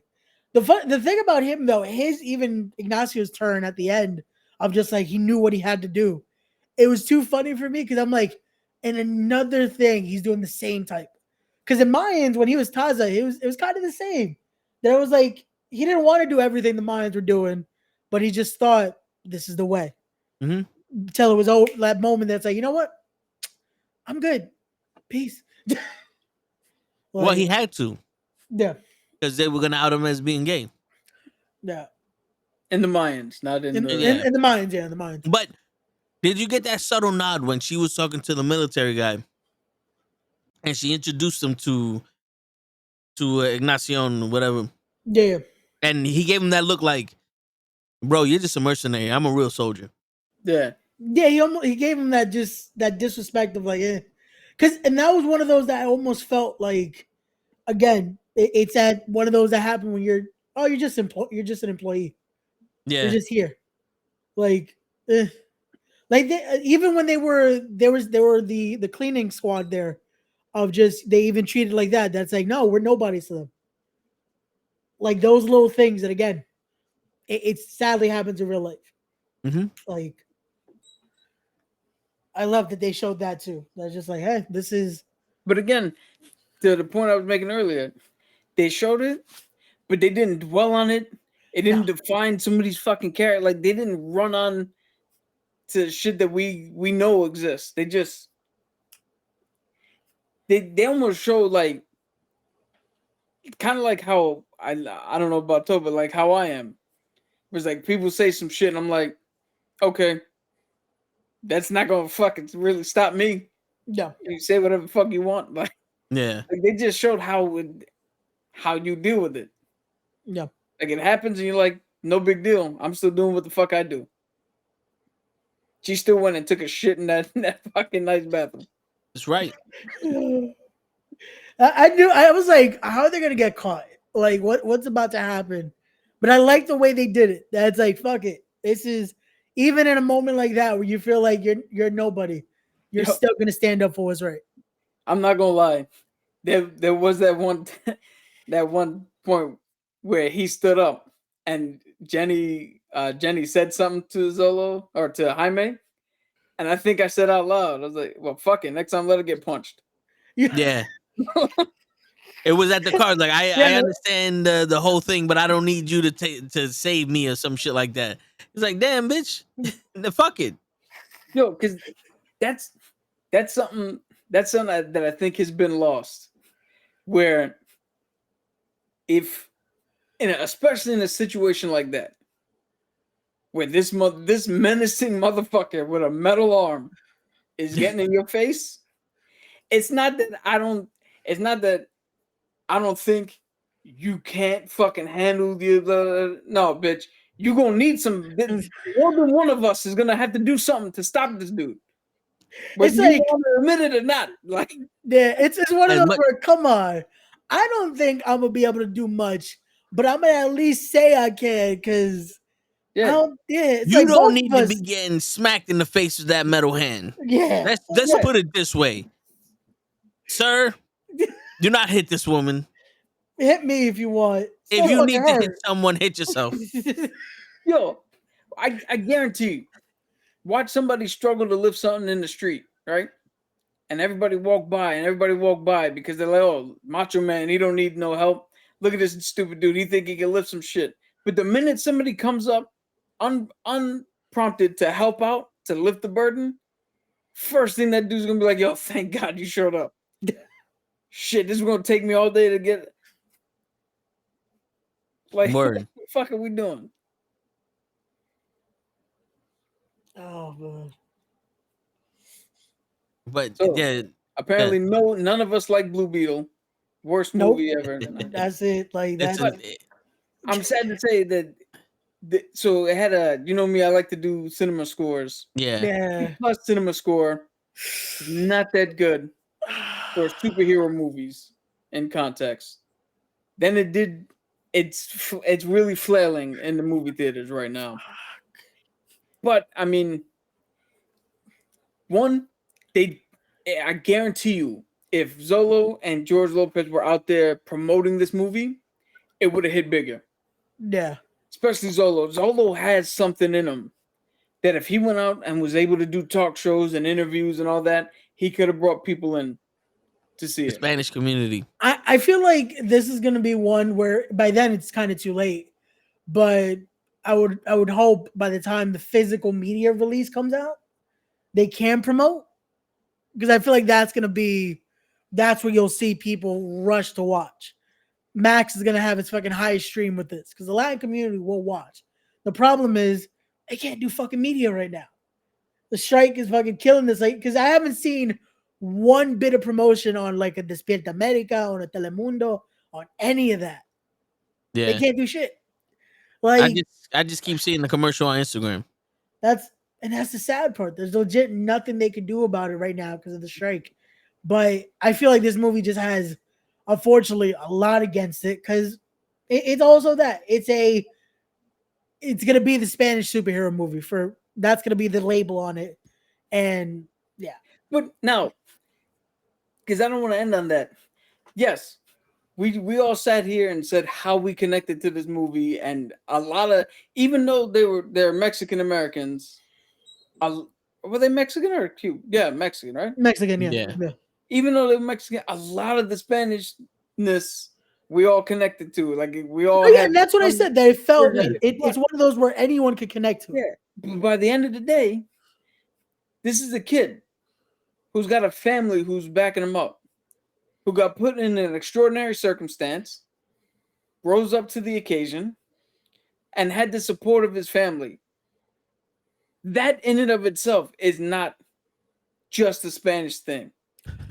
That's the Yeah. human experience. So I think this movie had enough people, had marketing or whatever reached out to enough people and enough people saw it, they'd be able to walk out going, that was my family up there. See, but that's we get to know that because we saw it. Yeah. Whatever marketing that has been done, it's only going to be seen as, oh, this is the Spanish superhero movie. Because that's the only thing I've heard. Like when other people are talking about it before it came out, was, I don't know if I'm going to see it. It just looks like a Spanish superhero movie. It's like, Yeah, and you know, one thing that was also subtle, but that they didn't harp on too much, but that you get to learn is how to be a man in this, how to control your emotions, how to not cross over in a situation where you feel like the right thing to do is murk everybody. You know, like George Lopez is talking to Jaime on some, yo, you know, your father fucking came to this country, worked 17 hours a day, any job he can do to get the rest of us over here. And when he got the rest of us over here, he still worked all those jobs, anything he could do, all those days, so he could support us. That's who your father was. And it wasn't a long speech. It was just like, yo, see, that just goes to show you the man that your father was, how hard he working he was, and how much he loved his family. no. And that's you. You have to now take over this mantle and protect us and protect, you know, be the hero that you was born to be. And what did the father say from jump? Every time they brought up they're losing the house, he had a heart attack, he lost his shop, he's doing everything. What did he say? Don't worry about it. We'll get through it. We always get through it. Yep. No. He didn't sit there and unload it onto everybody else. He took it, he found his ways of finding what actually truly means shit and what can actually keep you going, to see that there's something on the other side. We don't have to be stuck right here. Which again, that's something where, especially if you watch the movie, you can see that's something anyone could just connect to, of having that spirit of no matter what, we got to look forward to the end of the road there. Just there's something, there's a bright side to it. Like it's, again, maybe some people are going to see it and have an unbiased view of it, but I can't pick anything bad about this movie, man. I definitely, I've seen, I've seen reviews where they were like, it's fine. It's good. But I gotta watch some reviews tomorrow because I feel like there's I nothing think with those reviews. So all right, I seen one review, and I always feel weird about saying other fucking channels on here. No. But I seen one review where they were like, the first act of the movie was whatever, and then at a certain point it switched, and they were on board fully. Then I saw another review who was kind of like, no, it's way better than I thought it would be. Decent enough film. Too bad it doesn't mean shit in the DC whatever. Then I saw the third review where it was mostly like, it's fine. It's, it's whatever. It's not bad. It's not great. It's kind of in the middle. And the last two reviews, I honestly believe, is because for whatever reason, it didn't connect with them the way it connected with us, even though it should have. Because, like I said, it's all universal shit. Yeah. But maybe, I mean, just because it's universal doesn't mean everybody has those experiences. Yeah, and that's gonna be the thing too. It's one of those where if you can't find something, maybe this isn't gonna be the film for you. But I feel like no matter what, there's something in this film you can find that's gonna connect to. Yeah. Because everyone has something in this. Like there's no way not to have at least some element that they portray in this film, and And maybe they just don't like Becky G. yeah, Maybe that's what it is. But you know, that's not fuck it. I'm gonna talk about the Spanish heritage. It's like one of the strengths that we always depend on is our family. Mhm. You know, we always harp on that. Like that's what it is. I asked my uncle one time. I said, "How did you get over losing your mother and your father?" And he goes, "Yeah, I started hanging. Like I started being with the family more. The more I was with the family, the more I was able to get past it, and and all the other stuff. It's like, how does Jaime get his strength? All his motivation was to get his family out of that place and to live luxurious lives. It wasn't selfishness. He didn't want to leave and be like, all right, I'm going to leave, be rich and fuck y'all. He wanted his family there.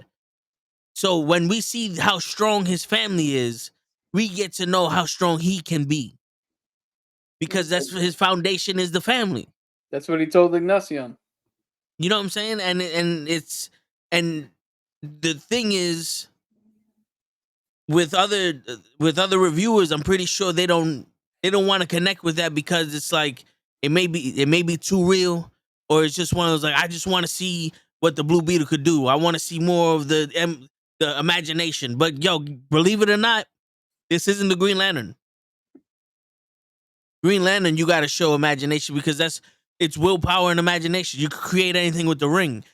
He can make weapons. He made a sword. Good shit. Yeah, That's not what the Blue Beetle is. You took a fucking. For anybody who said, "Oh, he made a sword," yeah, he made the sword from Final Fantasy.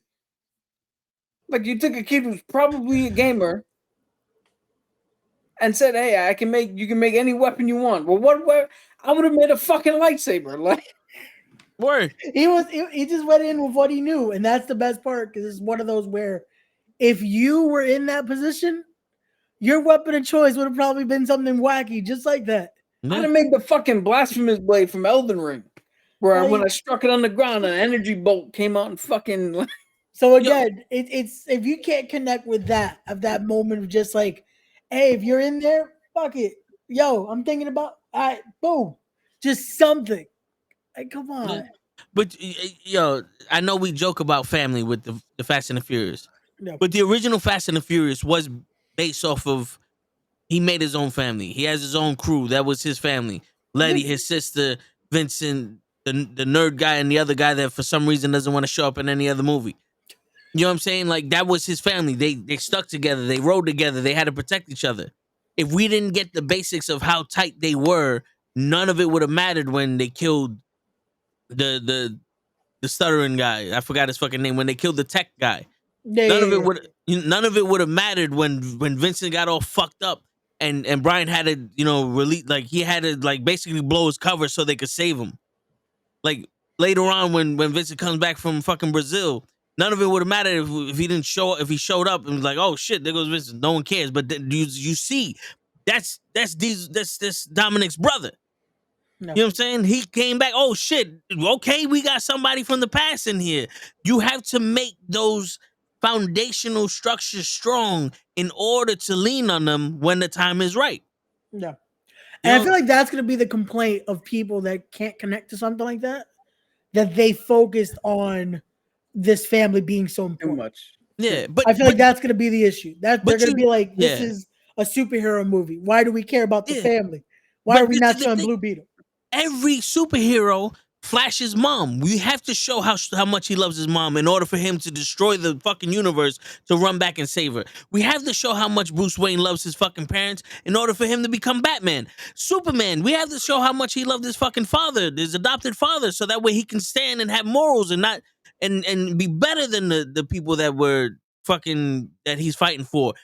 Fucking Spider-Man. Spider-Man, his uncle. We have to show how strong these bonds are because, like I said, these are the foundational points of all these superheroes. We all have these nexus events that need to happen in order for a superhero to evolve and become its own. And for some, and it's always losing someone. It's always losing someone, and that someone that you lose is family. It could be your mother, your father, your brother, your wife, your cousin, someone that's important to you. Even if they're not blood related, it's still a family member. Yeah. You know, so it's the whole shit is like, yeah, I get it. Every superhero has it, but this is where you go in and you watch this superhero. Yeah. You know what I'm saying? Because if you're gonna start doing the whole shit, we're tired of the family shit, then stop watching movies. Period. Because you can't tell me John Q wasn't a good fucking movie. But you know what else happened in John Q? They showed how strong his family was, even though when they were struggling. Yeah. They showed how strong his bond was with his best friend. They showed how willing he was to die to save his son.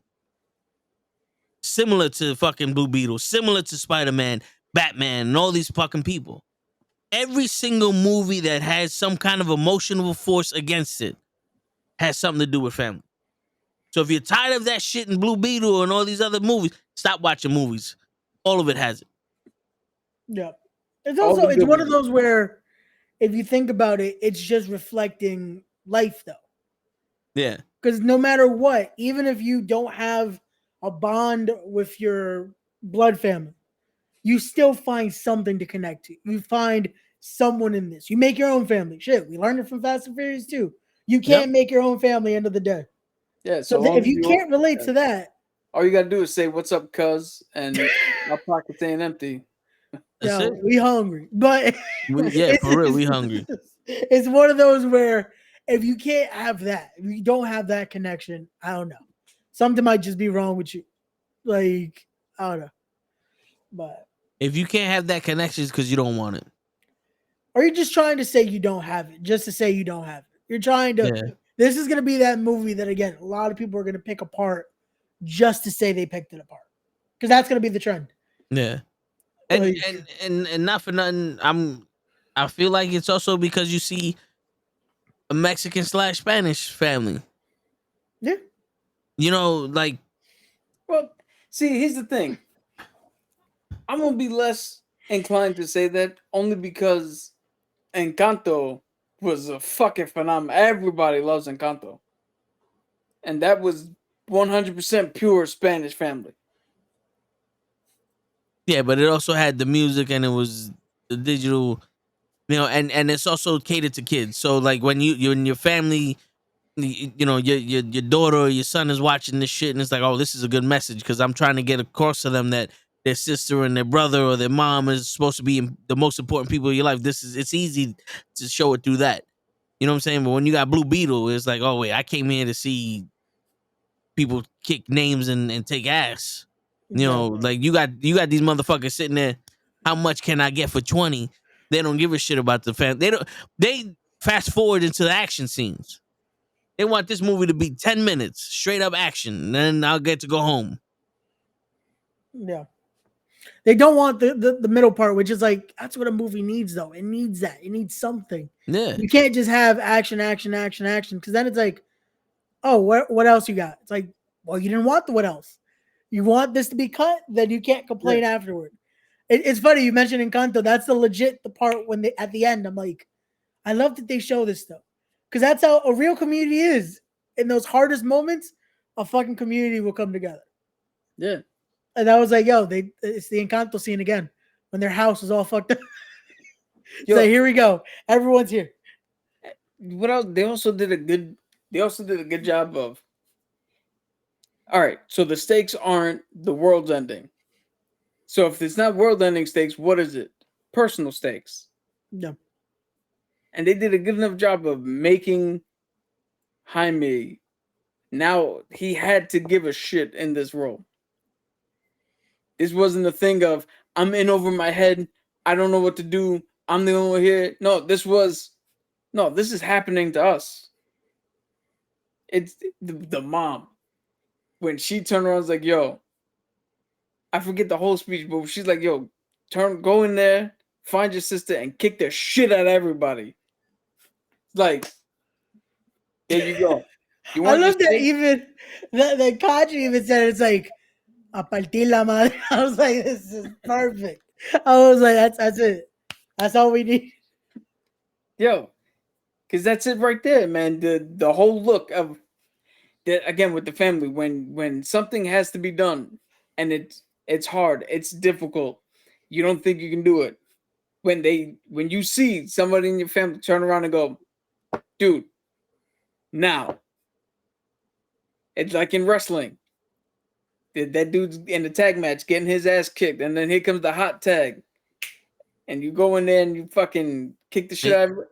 That was the hot tag. That was the moment where you're like, yo, it's time to go. It was Cody Rhodes talking to Sami Zayn. People think you're a joke. People don't think that you can fucking do this. Show me you can fucking do this.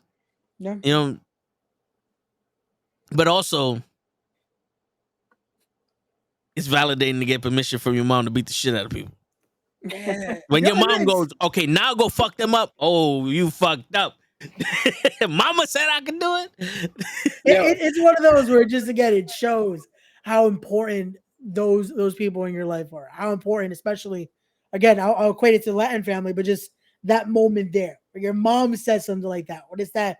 Because he already had the speech from his dad that it connected there at one point. But it's like now it's the sensitive touch. It's the mom being like, now go You know what's fucking funny? do it. Mm-hmm. What's funny is one of the reviews that I saw, the one who was like, it's all right, whatever. He specifically said that the mom didn't have anything to do. And then I'm watching it going, but from my perspective and my background and what I bring into it, yeah, the entire movie, she didn't really play a part in the sister and the uncle and the father and all that. But the most important part, she had. Because that's I equate that's the same as when Adrian turned around and was like, well, what the fuck are you afraid of? Yeah. We have nothing left. When Adrian, because he did it twice in Rocky 2, when Adrian gave him permission. Well, what are we waiting for? Go do what the fuck you need to do. Yep. That's the most important part. Yeah, and that's what's needed because in those type of things, it's that moment of just when you think everything is lost, they're there to fucking talk. And also what she did in that situation was she accepted the what was the machine's name? The Blue Beetles. You could just say the Scarab. The Scarab. She accepted the Scarab as part of her son because she said both of you need to protect each other. No. And go kick their ass. Dude, I might mistake. She talked to it first, right? Yeah. Yeah. She's like, I know you can hear me. It was protect my fucking son.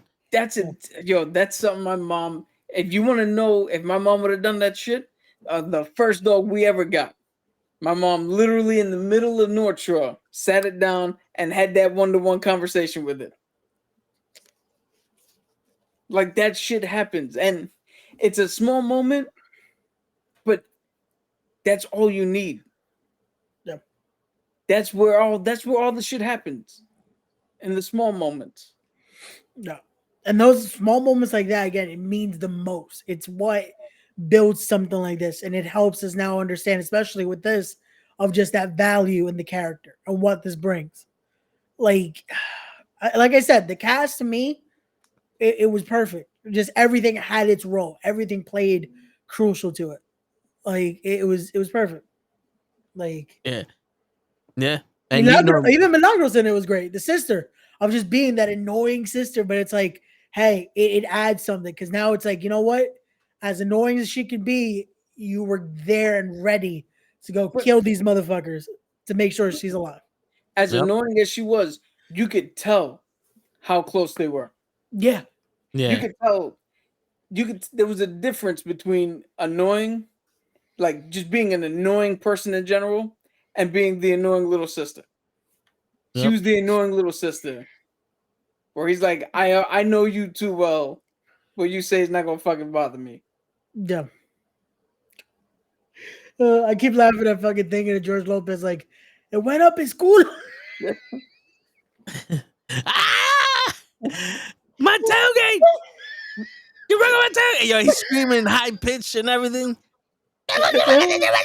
Yo, when you just hear bang, because he's fucking just going nuts. I'm like, he'll be okay. It's like, no. Oh, yeah, and the best part, I got you a new tailgate. It's blue. Blue. You get it on the nose a little too much, huh? My We'll favorite see if part. we like it. My favorite part is when he recognized what was supposed to happen, and he told everybody else, like, "Hey, come help me like this new car."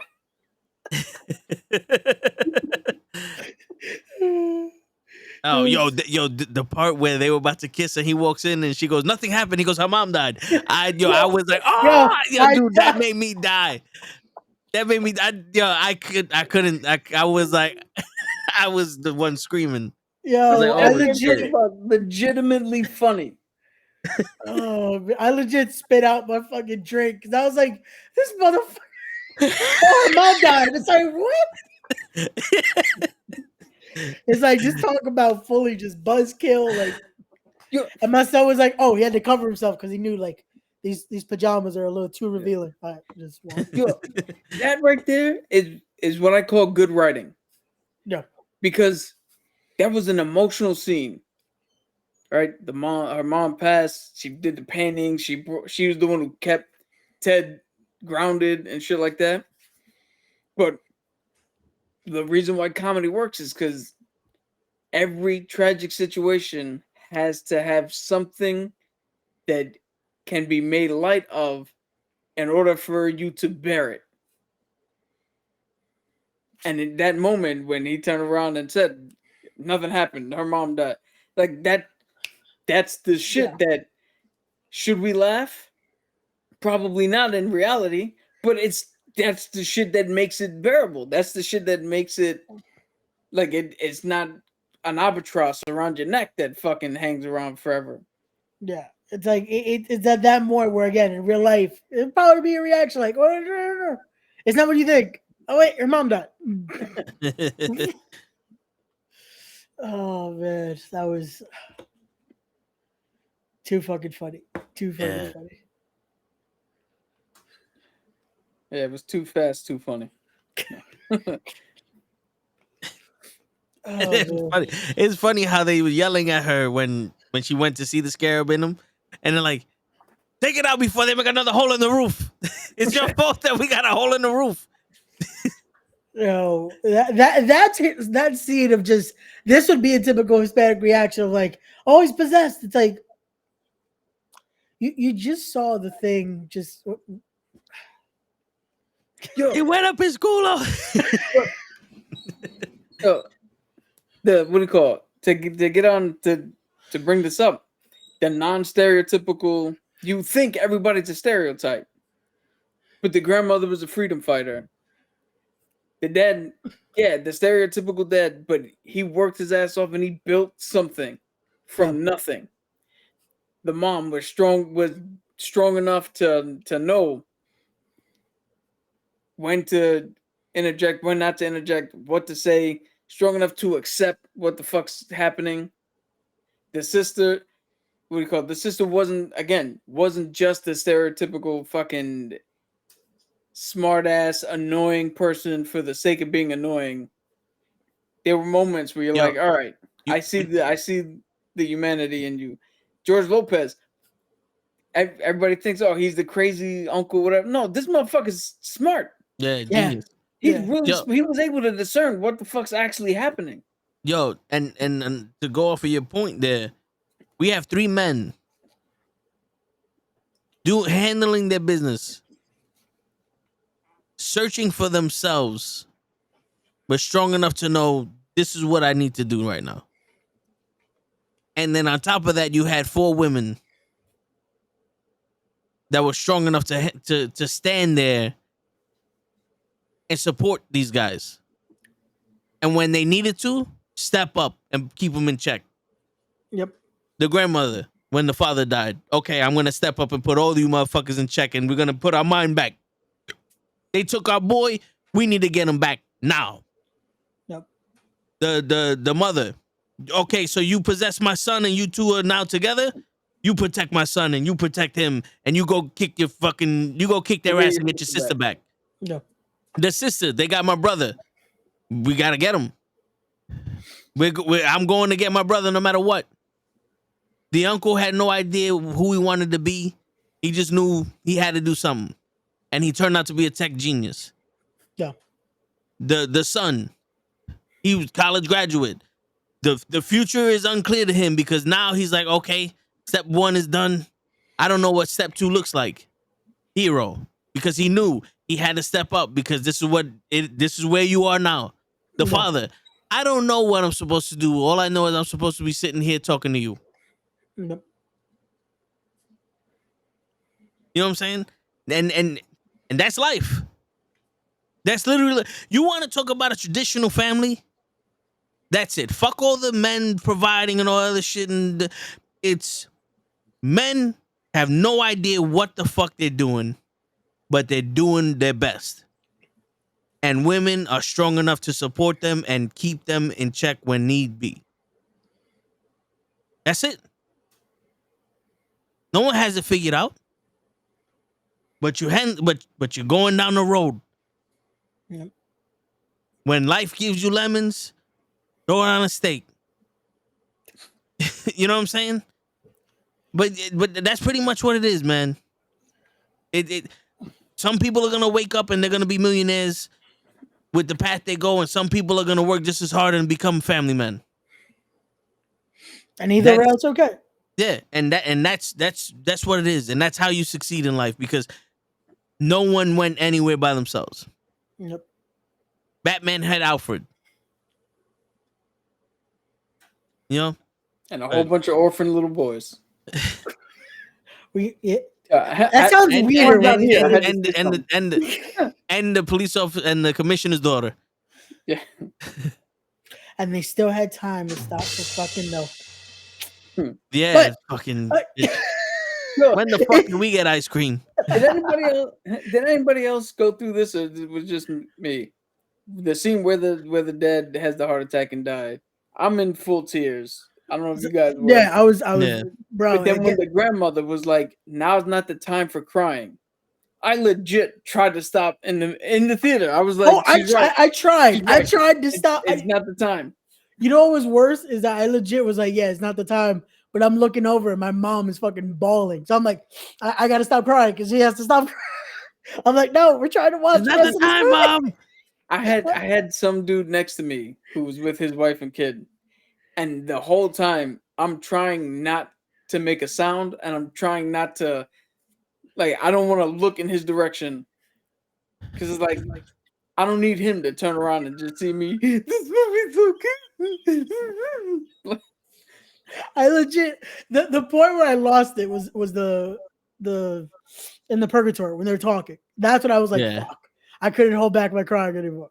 But during that scene when he's legit, when he's passing, and I'm like, okay, I'm good. And then I look over, I'm like, oh fuck. Here, drink my icy or something. Like, just stop crying. Like, I was like, fuck. That when she says that though, that's a scene where it's like, I just showed you how strong of a person and just what she is to be able to say, this isn't her time to cry. We'll have that moment. And then you think in that most happiest moment, they're all safe and sound. They're going to make it home. Now we can cry. Like, it just shows you how strong of a people they are. Yeah. Like, that was. And they also showed it's okay. Like, you're going to get your chance to be sad, but right now we can't. Yeah. And when it's time, yeah, it's okay to be sad. Yeah. We went through a tragedy. Now, be sad. Yep. Just don't live in it. Yep.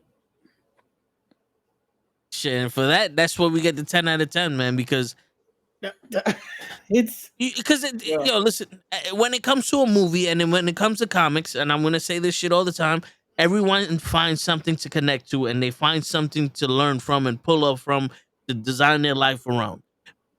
Was it the best script in the world? Was it the best pace in the world? Maybe not. But can you connect to it? Can you grow from this? Can you be inspired by it? Can you you'd be like, yo, this is the person I want to be, or this is, somebody I aspired to be. Yes. And that's what movies need now. We can't keep having the same drug dealer getting away from the feds and all these fucking power shows and all the other shit. It's like, okay, now everybody wants to be a fucking drug dealer. My man literally is a college student. Is just trying to fucking find his way and make sure his family's safe. No. What's wrong with that? It's just a shame that this is gonna wind up being a money loss, and David Zasloff is not gonna give a shit.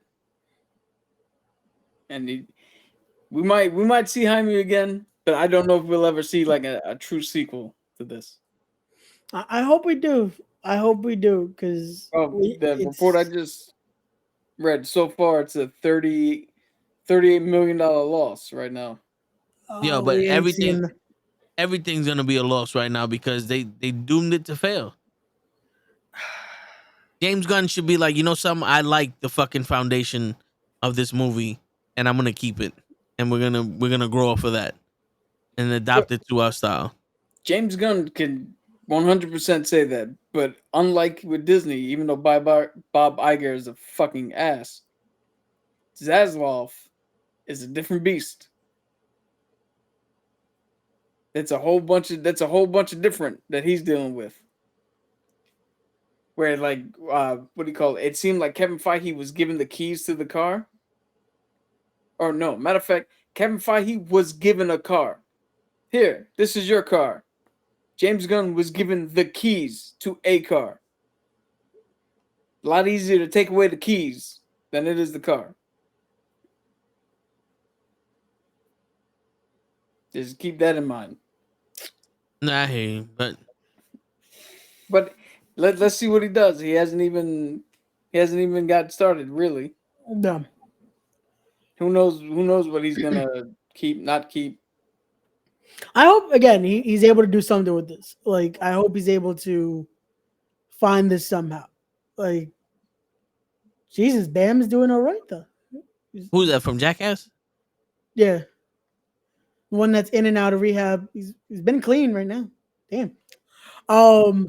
Whenever you see it in the obituaries, that's what's gonna happen. Yeah. Jesus. I hope they're able to work this somehow, because I would love to continue to see what they can do with Jaime and what they do with the Blue Beetle story, and but it's a I guess we'll wait and see. Word.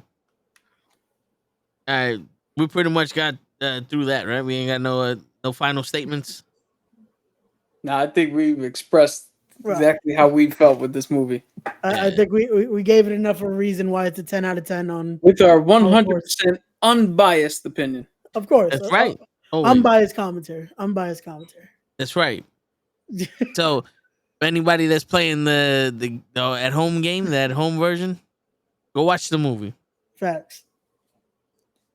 And not for nothing, Cap knows this. Sometimes I fall asleep involuntarily. I was awake the whole entire movie. Yeah. I was awake the entire movie. And this was an early movie where it was 9:30. We went to go see it. I think he even fell asleep doing Guardians for a little bit.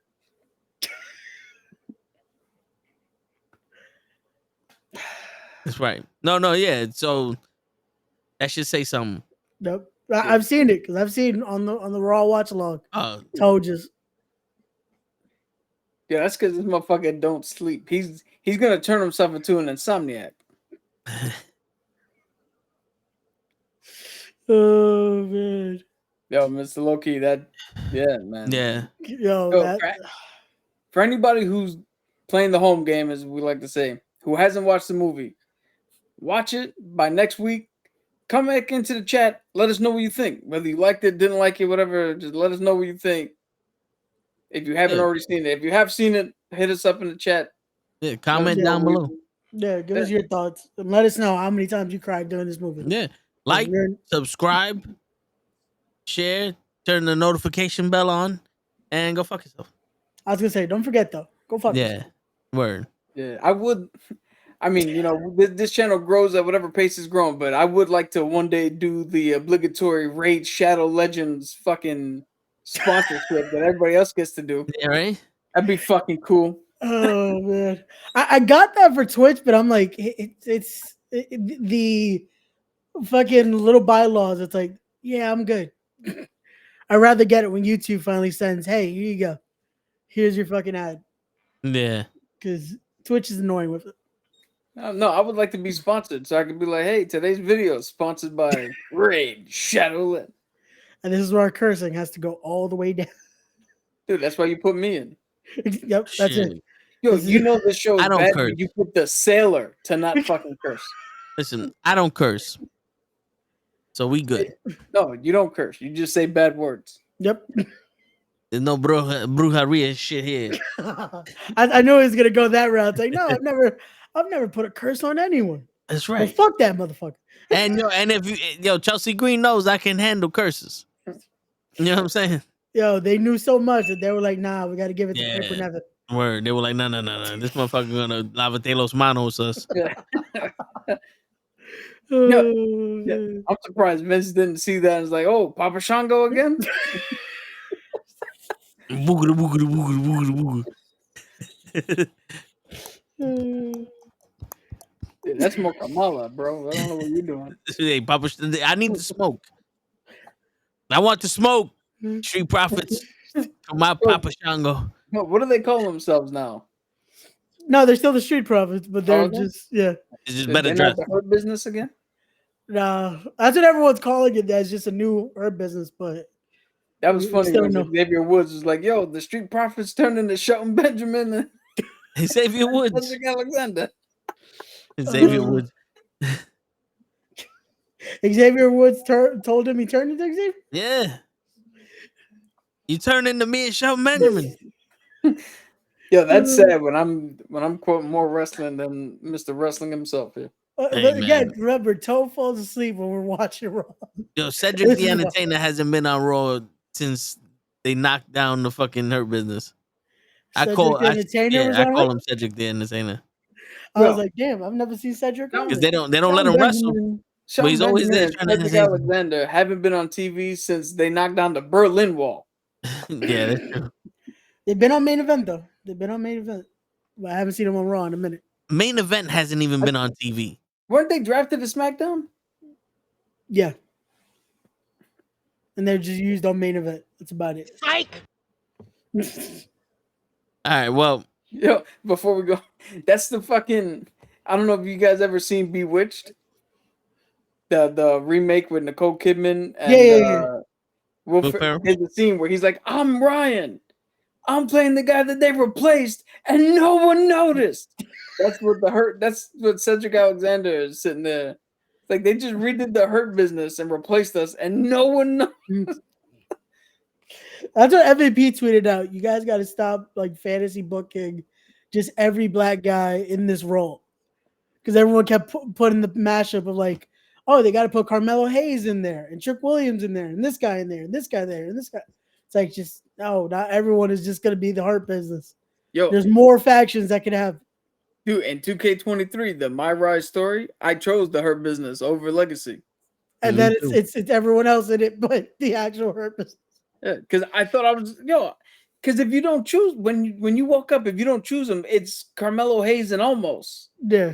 So it's like, yo, that's cool to team up with them. No, it's the same motherfucker. If you walk over to Legacy, you just bring him over with you to Hurt Business. It's like, what the fuck? Oh, man. Still a good story though. Yep, yep, yeah. yep. All right. So Katana, Disney Plus, Star Wars. Yeah. Fuck around with us. No, but yeah, all right. So let's get into episode 1. Are we gonna do the rating? Yeah, like, I mean, or what do we? all right. Set up for a rating system. Let's do, or like, just how are you liking it so far? We'll do that kind of rating. Episode 1 and 2. Has it caught your eye? Do you still need more, or this ain't the shit I thought it was? For me, it's gonna be a wait and see. I still need a little more to see if I'm gonna like this this season. Okay. That's for me. for me, I feel like something's missing, and I'll get into specifics about it. But I feel like something's missing, and I even have a line that I wrote that again when I get into my actual review that it'll make sense. Okay. So I rewatched the 2 episodes today at work. And I'm gonna go with it caught my eye. Because the first time watching it felt like it dragged. Second time I watched it, it went by fast. But I will tell you this: the first 2 episodes felt like they were live action versions of the cartoon. It did give me with watching the cartoon with real people. Rebels. Yeah, but you know what I'm saying? Like if this was another episode, just live action, which I kind of hope they get away from, but I think they're gonna get away from that because it was nostalgia they showed with these 2 It was the episodes. prologue. Yeah, but I did like So Katana did something with those swords that we don't never see with the lightsabers.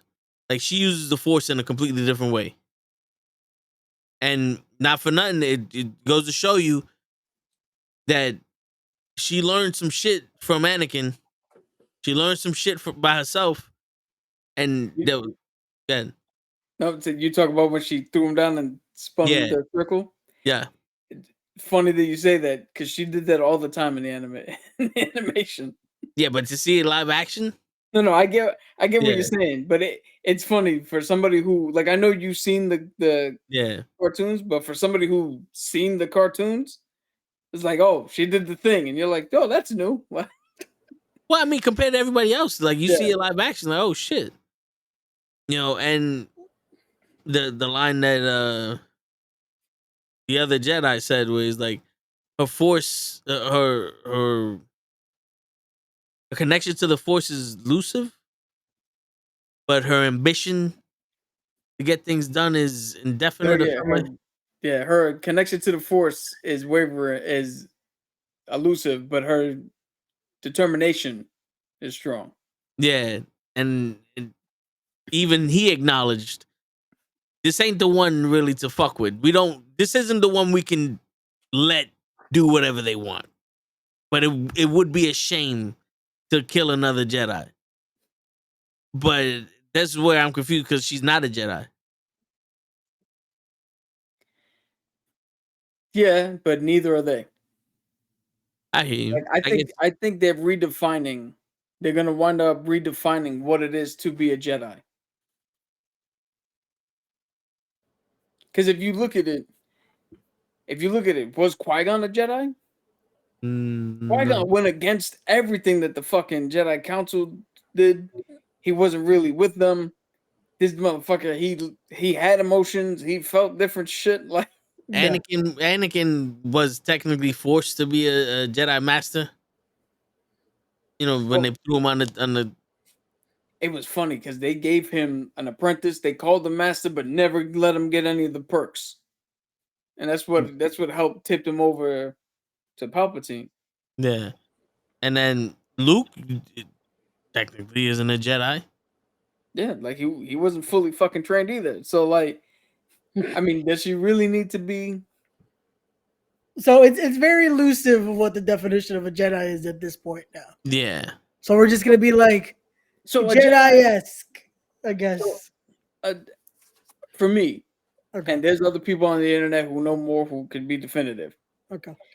But a Jedi should be the person who's closely bound to the light side of the Force, who has some training in Jedi ways and lightsaber combat skills. Oh, okay. That's what a Jedi should be. And a Sith should be somebody who's closely connected to the dark side of the Force, who believes in Sith, not propaganda, but ideology, and has turned a kyber crystal, who's bled a kyber crystal with their hatred. That's a Sith. Okay. That's the easiest way I could think of how to explain it to make sure everybody knows, okay, when they say a Jedi, this is what they mean. There's a little bit of training. Because, again, outside of the Anakin, Ezra was trained by Kanan. Kanan wasn't really trained by anybody because he was a youngling when his master got killed in Order 66. Yeah. They're Jedi. Luke was halfway trained by Yoda. He's a Jedi. Ahsoka, halfway trained. She's a Jedi. Like, She actually left. yeah, she left. Rey, whatever, not this Rey. I was gonna say, wait, I was trying. Yeah, like, No, you whatever started trouble with the Jedi. Yeah. Whatever you say, whatever you want to say about the sequel trilogy, technically Jedi. Yeah. Oh. So I mean, like the last few haven't been fully fucking trained, and we still give them the moniker. So, but she herself says she's not a Jedi, so it's not like she's proclaiming it. Like we're putting it on her. Yeah, But where it's also- more of a label instead of Yeah. yeah. And also, the Jedi changed who they were when they were in the Clone Wars. Yeah, They were never police. They were just there to make sure that the balance was equal. And then they started becoming police at a military front. yeah. They were never police. Maybe they were never military, and then they became a militarized force. Yeah, they were supposed to be there for checks and balances almost. Which Yeah. makes sense. It's that force of just okay. It's a good way to look at it, just of what they're supposed to be, and then what we label as Jedi here. Yeah. All right, so you got anything else? Are we getting into like full review now of the show? Yeah, we could do that. All right. Who wants to start here? This is your I think your field cap. So All right, I'll start it. So I gave an overall both episode rating an 8 out of 10. Like I said, something felt missing for me because I thought and again I'm reading this because I actually wrote my thoughts down because I wanted to make sure I got them down before I started watching everybody else's reactions and shit. gotcha. Because I technically watched this show 3 times by watching it myself and watching other reactions to it. Yeah, I actually did that too because I wanted to see like was there something I didn't catch? Because like I said, to me, I feel like I need to see more because this didn't catch me yet.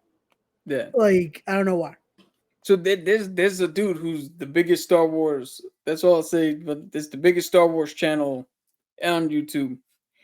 He's hyped, and I'm trying to watch it, trying to latch onto what he's saying. Because so for me, like I thought when the trailers came out, that I was like, oh, this is gonna be Rebels season 5 in live action form. Like Toe said, it felt like the cartoon, and then we got a little bit of that. And I guess it's not exactly what I was looking for. I thought I wanted it, but apparently I didn't really. There's little things in it. Sabine doesn't feel like herself. Because in Rebels, I like Sabine.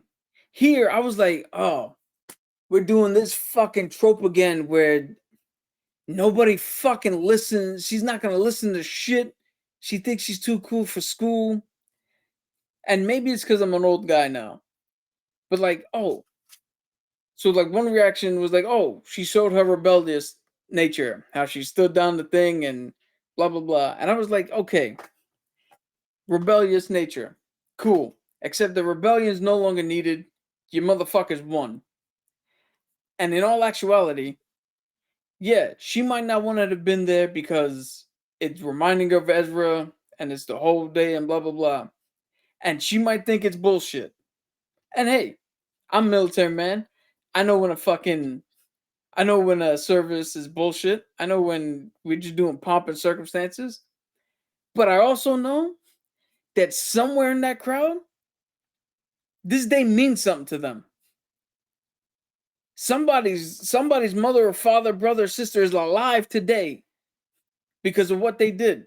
And they want to show general appreciation for it. And you fucking running away like that is a spit in the face to them. And again, Sabine's not a bad character.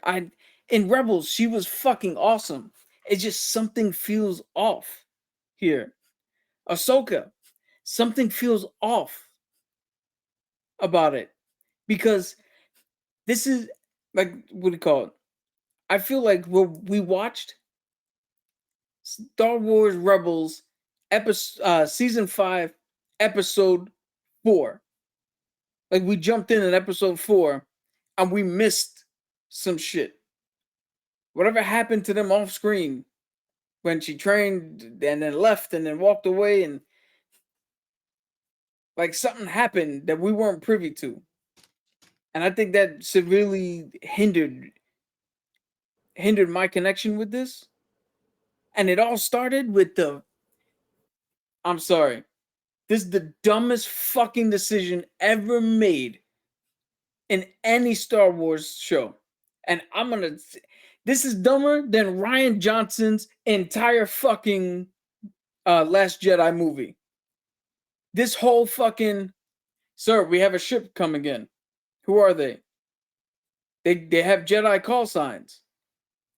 Well, that's stupid. The fucking Jedi doesn't exist. They gotta be fake. Let them on the fucking ship. What? If you knew with 100% certainty that this is a bullshit call, the fuck you let them on the ship for? Why'd you let them on the ship? You knew they were fake. It's not like you believed them. And then you caught a fucking vibe when he came out looking like Vader. Like that would have been, that moment took me completely out. Because I was like, this makes no sense. But with the reason I still gave it an 8 is because out of that bullshit thing, we got introduced to Balin and Satine Hattie. And that shit, what the result of it was fucking cool. Balin looked, Ray Stevens, rest in peace, man. He looked fucking menacing. He looked great. Satine looked fucking awesome.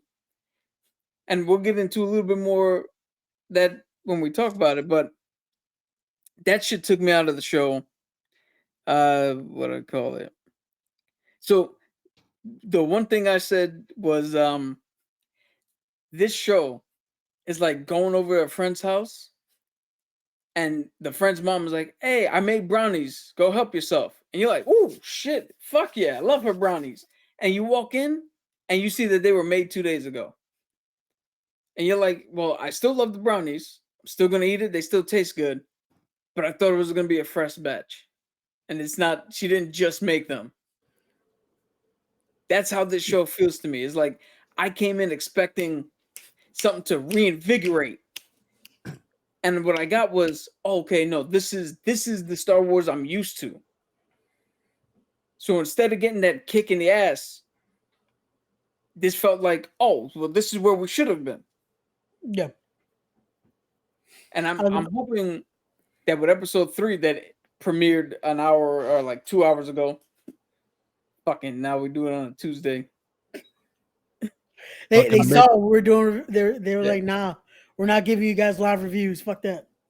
I'm hoping that we get, what do you call it? That we get to a spot where the prologue's done with. Yeah. And now we get to move on to the real shit. Now we get to see the new, what do you call it? Because now going specifically with episode 1, like I said, the Sabine thing I wasn't a fan of. The letting him on the ship, not a fucking fan of. But these new dark Jedi, or what do you want to call it, with orange lightsabers, Hattie has she has the Padawan braid. That's not something Sith do. So whatever Balin's doing, he's teaching her the ways of the Force, not the Sith side, which is fucking intriguing. Like those guys are the villain right there, an intriguing villain where they're bad, but some of the things they do, you're like, okay, I see where your side of this argument is. But they don't for 1 second believe that they're the heroes of the story. They're like, no, I know we're bad. We kill it. We try to do it nicely, but no, we'll take everybody's life if we have to. The That would mercenaries. be good. Yeah. The one thing, so this is the one thing I wanted to point out because I jumped on Eric Voss, as we know, for the little fucking. Well, I guess the Hulk shorts was part of the fucking thing. I was like, well, we can't be an adult and realize blah blah blah. This is my moment where, and I'm gonna explain. I think there's a difference here, but I'm adult enough to know that Qui-Gon Jinn had to die. Therefore, when you stab him with the lightsaber, it's a shock and he dies. He had to. I'm adult enough to know that other characters, whether you like them or not, and I'm not going to get into specific shit because I've seen other shows get into real specifics about why certain people shouldn't have survived, but we're not going to go there. But other people getting stabbed is like, why he died? Nobody else is fucking dying? Darth Maul got cut in fucking half. He's alive. This motherfucker's dying? And I'm adult enough to know two things. One, again, you can't kill every character. So certain characters are going to have to be put in peril and survive. Although I think there's different ways they should have done it. Yeah. And I know that in life, swords usually, if you get stabbed with a sword, you died back in the day. But not everybody. Certain people lived. You get shot with a gun today, you're probably going to die. But 50 Cent got shot 9 times, walking around fine. So I know historically there is evidence for people getting what should have been fatal attacks living. But on the same time, the difference between having somebody's attire come up so you can easily identify them and just another person getting stabbed and nothing happening to them, it's like, come on. You set up a stab, and I've seen somebody try to explain this away, but Qui-Gon died. He got stabbed and died. You stop stabbing motherfuckers. There's other ways to put people in peril. I mean, she could have lost an arm. She could have got sliced in the leg. Like, she was already losing the fight. She could have been knocked down, right? Satine was Hattie was about to go for the killing blow, and Ahsoka show up, use the Force to stop the lightsaber, and it's Hattie turning around going, "Shit, I'm not ready for that one yet," and fleeing with the fucking robot because we got everything. And then Sabine not getting stabbed with the lightsaber, but getting fucked up. Bring it to the hospital, put her in the back of the tank. Like, yo, you stay here. You already fucked up enough. You've done enough. Like, there's other things they could have done. And, yo, Qui-Gon is my favorite fucking Jedi. My favorite character. And, yeah, I understand it. But in this case, I'm going to be a little salty. Because I think it's unlike the necessity of trying to identify which power set they're using. Because if they would have just did a gray arm, who the fuck was that? Right? That's why the rings show up and blah, blah, blah. Unlike there was a myriad of things they could have done to get the same effect without having to go that route. Yeah. I was going to say, I think that's what really messed it up, is just the choicing here of just like, is this really the way was there no other option to at least make it a little better? Like, I think that's what ruined it for you. It was just it was those 3 things. No. Because so picture this. Like I just said, I gave my alternate for Sabine getting stabbed. Yeah. So now the whole thing where she left the fucking memorial and ran down the highway and blah blah blah. Now, it would have been way better and way more impactful if the senator was given the speech, and before he said we have a special speaker, he looks back and like motions, like, is she here? And the dude's like, no. And he puts the other guy up front. Hey, say a few words for whatever, whatever. Which, by the way, that dude who was put up front was training with Ezra when Ezra infiltrated the fucking stormtrooper shit. He was one of the kids that was with him that escaped with Ezra. That's So- kind of dope. Yeah. So he could have, put that dude up, turn around and be like, hey, go find her. And then she's sitting not in her house or in the tower. She's sitting somewhere else, reflecting on, what do you call it? On Ezra and on that day. And they turn around like, yo, we needed you over there. And she was like, you didn't need me there. This is, here's a whole bunch of reasons why I didn't show up. It could have endeared us back to her. It would have been anybody would have saw where she was coming from. And it would have been good. What do you call it? 2 things you could have done with the fucking captain. It's a ship. Yeah, what is it? It's Jedi call signs. Huh. Well, Ahsoka brought us this fucking prisoner. So we know Jedi exists, or a Jedi exists. Okay. If it's truly a Jedi, bring him on board. Go from an angle of, oh, this must be somebody from that Ahsoka sent. And then when they get off the ship and you see the all black and shit, you're like, no, this is wrong. That's one way. Or another way is, don't make it a Jedi ship. Who is this? This is somebody that's supposed to be here. And then you get out and you see those two, and he's like, oh, we're Jedi from this place. We want to see the prisoner. Like, he does a Jedi mind trick to not the captain, but a dude in front. And the captain recognizes that and goes, no. Shit, that's wrong. So we still get them trying to do it peacefully, and then it turns into we got to kill everybody.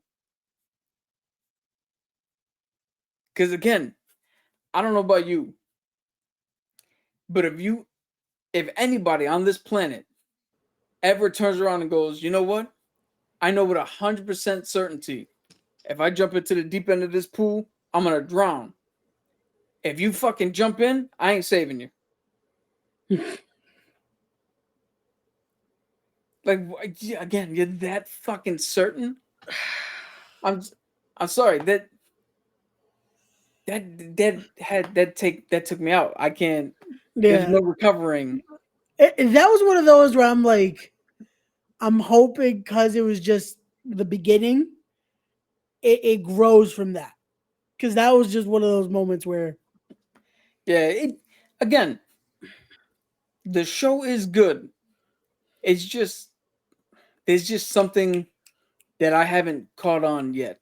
yeah, And the other channels that I've seen where the excitement that this one dude has, I see it, but I think for the first time ever, I think he's overshooting. And I think he's in for a big disappointment when we finally get what everything is. And it's not the direction he thought we were going, or this whole thing is going. yeah. But those are my thoughts on episode 1. Ray, you want to go? You can go, bro. Because like I said, to me, it's I don't know. The first episode, I felt like I was like, okay. I saw it once. I saw it again today just to refresh, and it's like I didn't see anything. Like it didn't catch me with anything with it. So it's like, so I don't know. I hear you. Yeah. See, for me, the reason why I say it caught my eyes because the second time I watched it, I noticed something. And you know my pie in the sky theory it was the first time I watched. It was like, this seems weird. This doesn't seem like the two characters that we know. Because like you mentioned while we were watching, what was the Jedi's name that was teaching Kanan. Kanan? He was showing her how to fight with the lightsaber and her tools because she's a Mandalorian. He was showing her how to take advantage of that. So you would think that she would still have that style. Ahsoka Tano was still a kid, but was like full of energy and she was different than every other Jedi that we saw. But this first episode and even the second episode, it's almost like they were different people. Maybe it was from losing Ezra and them trying to be Padawan and Master and all that other stuff, and it didn't work out because they weren't ready, like Ahsoka said. But right now, Ahsoka's different from when we saw her in The Mandalorian, different from when we saw her training or talking to Luke. She's like almost 100% Jedi. And I remember her saying she's not a Jedi. She makes it apparent she's not a Jedi because she left the Jedi Order once they turned their back on him. Once they turned their back on her. So what I'm thinking is this is going to be a show of us getting to see the real Ahsoka and this girl Sabine after episode 2. So I think episode 3 we're going to start seeing their true nature when they start trusting each other again. They start learning shit and all that. Then because right now I think they're trying so hard to not show their personalities. Yeah. Or to make them different so that way they can grow from episode 3 on. Okay. So it was more of just the baseline of it. It was like Yeah. this is something to establish and then now get ready for the actual story and what we're gonna see. If what you're saying is true, I think we have the first concrete proof of making something for people who haven't seen versus people who follow all the time. Because if that's the case, it's something like I already know who these people are. Yeah. But people who haven't seen Rebels and haven't seen Clone Wars, they need a baseline. And the one thing everybody knows, Dave Filoni specifically made Ahsoka annoying at the very beginning because he wanted you to see the character grow and he wanted you to grow with the character. So by the end of her journey, everybody was meshed together and we're like, yo, she's one of the best characters ever written. Yeah. And maybe he's doing that now again with Sabine and a little bit with Ahsoka just to get everybody on board. Like, oh, we start here, and when we finish, you're like, oh no, these people are fucking great. But it's a little weird when you already know. Yeah. I think that's what threw me off a little bit too. Was like, it's like we already seen that maturity almost. We've seen that evolution. Why are we going backwards? In a sense, it's like so everything else will continue, but it's like let's go back a little bit. How this is the and also we never got to see Ahsoka with a Padawan before. Yeah. So she could have fucked that up. You know, she could have fucked up the training, expecting this girl to be more than what she was, or you know, because she didn't finish the training, she was harder on her, you know, or whatever. And it just like this girl just straight out lost her way once Ezra Miller fucking Ezra Miller. Once Ezra fucking passed, like she just wanted something to hold on to. And like she said, when she said you're ready, you know when you're ready. And neither one of them were ready. And I think that's why Ahsoka was so calm with it. Huh? Ezra Bridger. Ezra Bridger. Ezra. The amount of times we're calling him this nigga. Yeah. He just became drunk, instant drunkenness. Yeah. Instant Ezra Miller. intoxication. Yo, but this motherfucker, it was one of those. See, now you made me fuck up.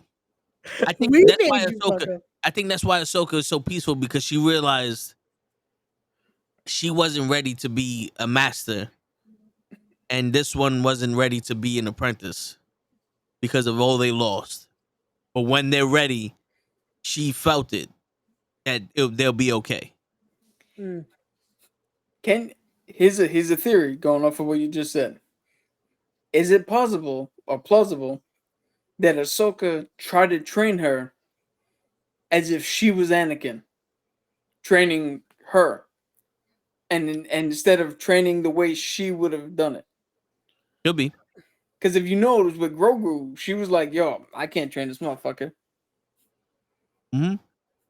Which, what I'm thinking of, the reason she was so adamant that she couldn't train Grogu is because she knew that when she failed with Sabine, because maybe she was trying to do it Anakin's way, and that's why she's like, "Nah, give him to Luke."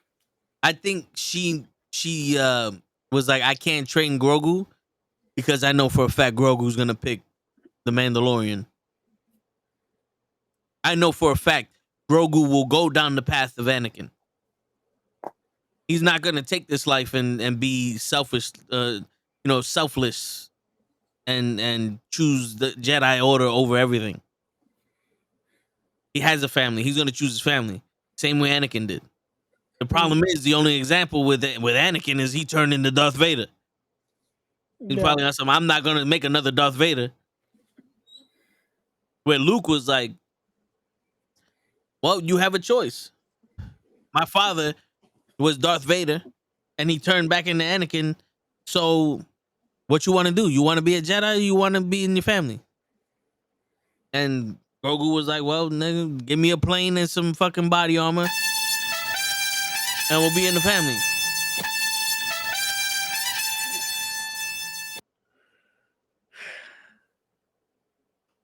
And he's muted. His mic isn't even on. My mic is on. You just didn't hear me. Sure. Yo, I'm here to talk about the Pharaoh or whatever the fuck that was in that show, Ashoka. That has to be Tutankhamun. What's that hat she's wearing? That's got to be the fucking most Dominican shit ever. Asuka. Yo, I saw that TV show Atuka from the Star Floors. Oh yeah, yo hice azúcar. Yeah, yo Suzuka. Do you want to watch Asuka with me? I honestly did not know how to pronounce it until she said what was it she said? Ahsoka. Ahsoka. I was like, oh shit. So this is the person they've been talking about all this time. I couldn't even read it. Oh man. At one point, show was like, oh, so this is what Krill's been talking about. Ayahuasca.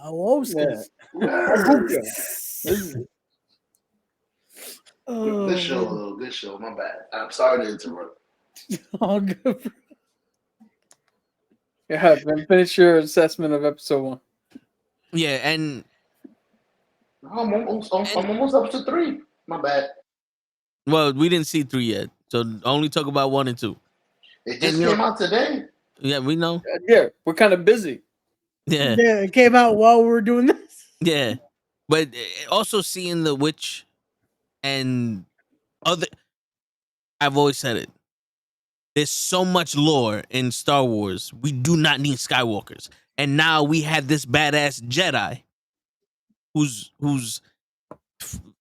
for lack of a better term, who's a mercenary, going around fucking motherfuckers up with orange lightsabers.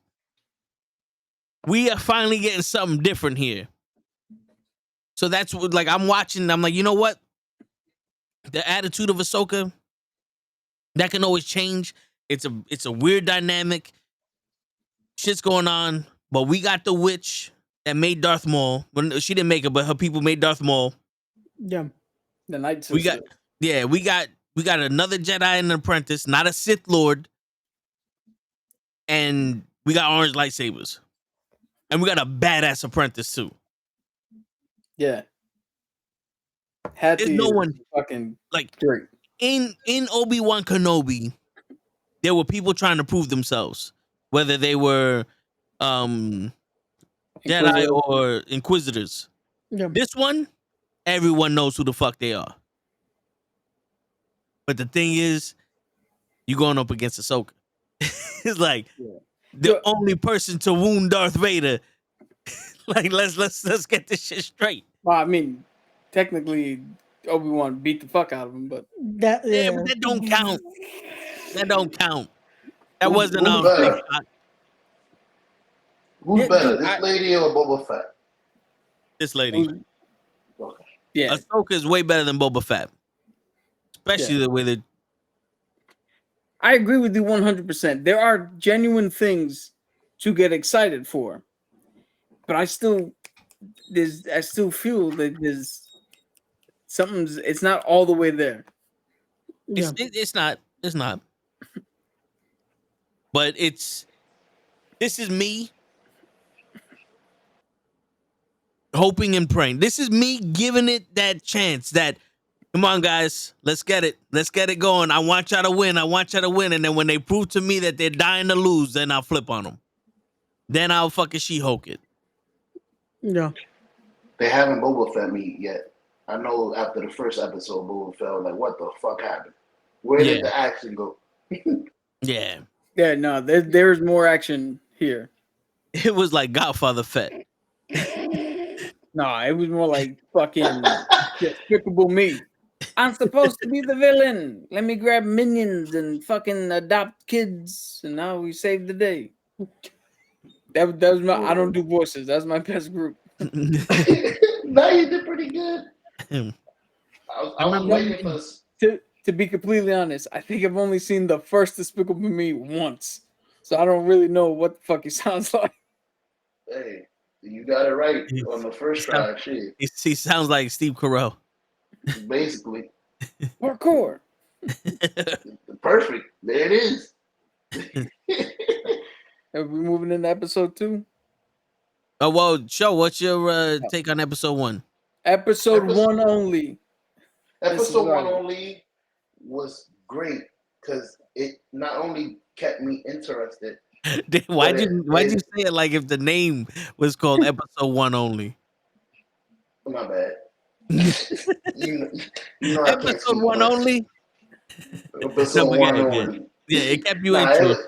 It kept me interested, and it actually explained the show pretty well because I'm not a Star Wars guy, so I got to know who she was, who her apprentice was that she never wanted, who her boss is around. The only person I didn't get to know who was the one that attacked everybody at the beginning. It was like, yo, you a Jedi? You're not a Jedi. He stabbed everybody.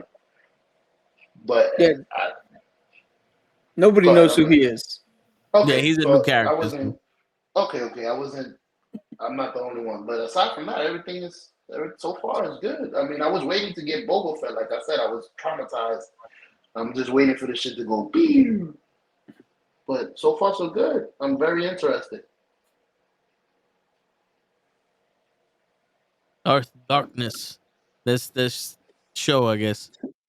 So, I guess what is sure you're gonna name him Darth Saeed?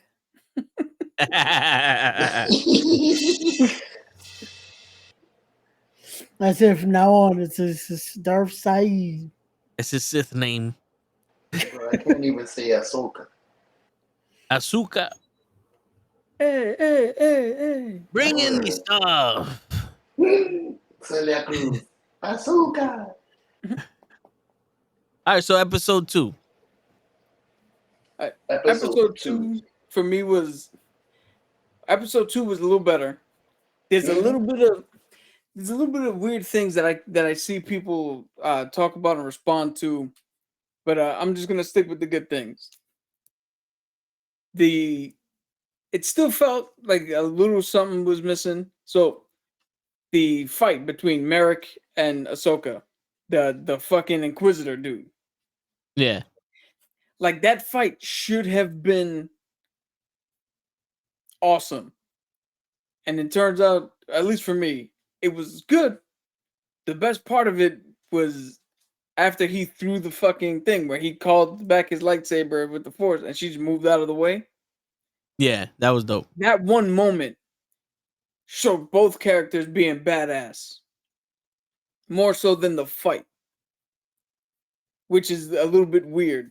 That was my takeaway. It was like the fight should have been like, oh, this is whoever the fuck this dude is going toe to toe with Ahsoka.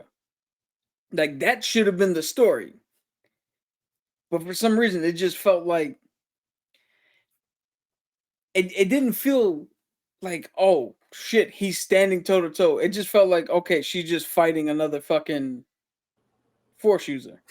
Yeah. Yeah. I gave it to you. I thought it was because we're again in those prolonged stages of it. I was like, this is just the start. Next fight, we'll get something bigger out of it. Yeah. But to me, at least, this gave it a little bit of a bump than episode 1, at least. Yeah, no, but that was good. Again, the fucking what the fuck is the robot guy? I can't. Chopper? Huh? Oh, Chopper? Chopper was fucking amazing. Yeah, Chopper was yeah. the best part. Yeah. The best part of this show so far. But the actual The the lightsaber robot that's maker. with the lightsaber maker. And dude, everybody has weird fucking names in this show. So Ashoka. fuck off. Where the fuck is Taquan? No, he's supposed to know this shit. Yo, what's the name of She-Hulk with the horns? He's talking about the pilot. Oh, Hera. Think Zendula? Hera Zendula? Yeah, They was looking for her the whole fucking episode. She was in the Huyin. whole episode. Huyin, I think is the robot's name. Yeah. Like Huyang. He was fucking great. I like him. Again, the fact that so there's everybody's saying that this is a new what do you call it, galaxy that we're going to. And I'm a little I have a little bit of trepidation because I don't know if it's to the extent that everybody's truly excited for. I'm gonna be in reserve for that. But a cool shot when Balin looks up and is talking about it, and you see the fucking whales in the cloud. Yeah. Like that was cool. There's definitely shit in here that's fucking great. It's just I don't know. I don't know how to explain it. It's just something hasn't. It's shaping out. It's shaping up to be great. I know what you're saying. You know what it is? I think it's because if we go to wrestling terms, like what was it? Ric Flair winning the Royal Rumble in 1992 and becoming the WWE champion. That should have been a moment where it's like, yo, this motherfucker went from what, 3? He was number 3, won the Royal Rumble, won the fucking championship. On face value, that's a fucking awesome moment in WWE history. Yeah. But then when you look at it, it's like, well, this is the 18th time they gave this motherfucker the title. So it's one of those things where it's like, I probably had too high of an expectation. Okay. Where I'm like, yo, this has to save Star Wars. And then when it came in and it was, oh, this is Star Wars. It's like this went back to doing what the fuck it was supposed to be. We were supposed to be doing this. Yeah, it's doing something where it's like it's giving you what it needs to, but you were hoping for it to go surpass what's already expected. In a sense. He didn't want Star Wars no more. My man said this was supposed to be Mandalorian and not Star Wars. Like Mandalorian season 2 was fucking great. Then Luke showed up and it was like, boom. Yeah. And it's almost like, okay, the Knicks have been trash for how many years? And now we're doing pretty good, and we're starting to make the playoffs more regularly, and we're starting to win a couple of playoff rounds. And it's like, cool. Where the fuck's the championship? Yeah. Like making the playoffs and winning a couple of playoff rounds, it's what we're supposed to be doing. It's awesome that it's finally happening because we've been trash. But we need to win. Yo, Ahsoka is Aaron Rodgers. No, don't say that. No. Think about this. Ahsoka's Aaron Rodgers. Ahsoka's supposed to make Star Wars great again. This is gonna be the show that turns Star Wars around. This is gonna be the show this is the person that's gonna make the Jets go to the Super Bowl, baby. And then when they play, they still the Jets. Oh You no! compare We See, I'm not saying compare that. Star Wars to the Jets. I'm not saying that. What I'm saying is No, I compared this is the level Ahsoka to that Aaron Star Rodgers. Wars was at. Right? Andor was up here. Everything else has been down here. I was expecting Ahsoka to push past. But what we got is Ahsoka went back to where we were. And it was like, I've been standing at this step and you just caught up. I thought we were climbing the stairs. Yeah. So I need a little more to, one of the things like you were mentioning, Sabine getting trained. Yeah. Right? The robot dude said she doesn't have the Force. And I've seen a couple of people screen crush that like Cabs likes to bring up. Oh, here's all the secret messages that Sabine has been Force sensitive this whole time. And I'm sitting there like, see, that is what I don't want. I don't want you to automatically make her Force sensitive. You could probably make it work. But General Grievous was on the other side wielding 4 fucking lightsabers, no Force whatsoever. Learned the ways of how to use lightsaber combat techniques and all that. Where's our fucking General Grievous?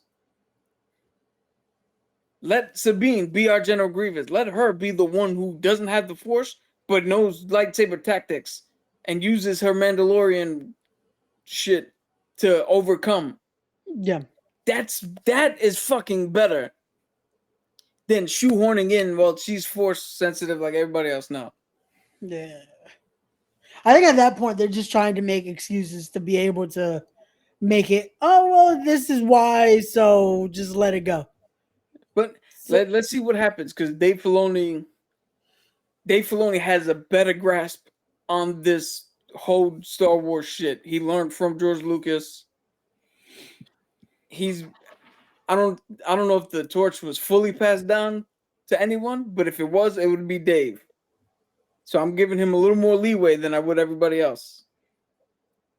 Well, before I take up the whole hour, what do you guys think? Well, to me, I'm just gonna say this short. I'm excited for episode 3 because I've seen a lot of shows start off strong and then instantly get slow. If we're gonna start off slow with the potential to get the pace going, I would rather that slow build up than that fast decline. Because it seems like right now we're getting Ahsoka versus that apprentice. That's the build up. I think we're getting it with the Inquisitor. No, I see, but I mean like 3, 4.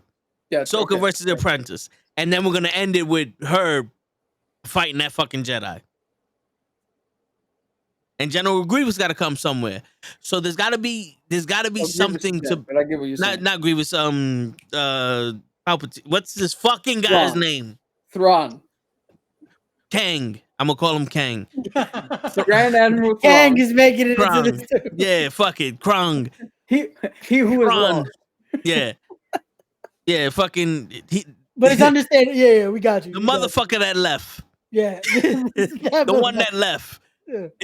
He's got to come back, and there's got to be more, insider stuff that they got to go through. I think this one was straight out. Yo, you guys wanted to see the people from Rebels? Here goes the people from Rebels. Here goes a little bit of the backstory. Here goes some shit. Now let's go and do the rest of this movie, the rest of the show. I think that's what it was. This legit was. Here's your introduction. Here's the backstory. Now we're about to go crazy. Get ready. Which is needed though. You need a baseline because if not, it's gonna be exactly that. It's gonna be like we're gonna start like this and then downhill. I like the slow build. Yeah. So if we get to a point where now, like I said, this first fight was just a little bit of a taste. If we're rating, I would say episode 1 to me was like a 5. this fight, at least, even though it was a taste, bumped it up to me to like a 7.5. That was like episode 2 was a little better just because we got something. Yeah. But now we're able to build it a little more to a point where now we're seeing just how the relationship's going, where we're like, okay, here we go. This is where we see the attitude change. We see this. Yeah. I can see this being something where we're talking a few weeks in that we're like, you know what? Okay, now we're on to something. Yeah.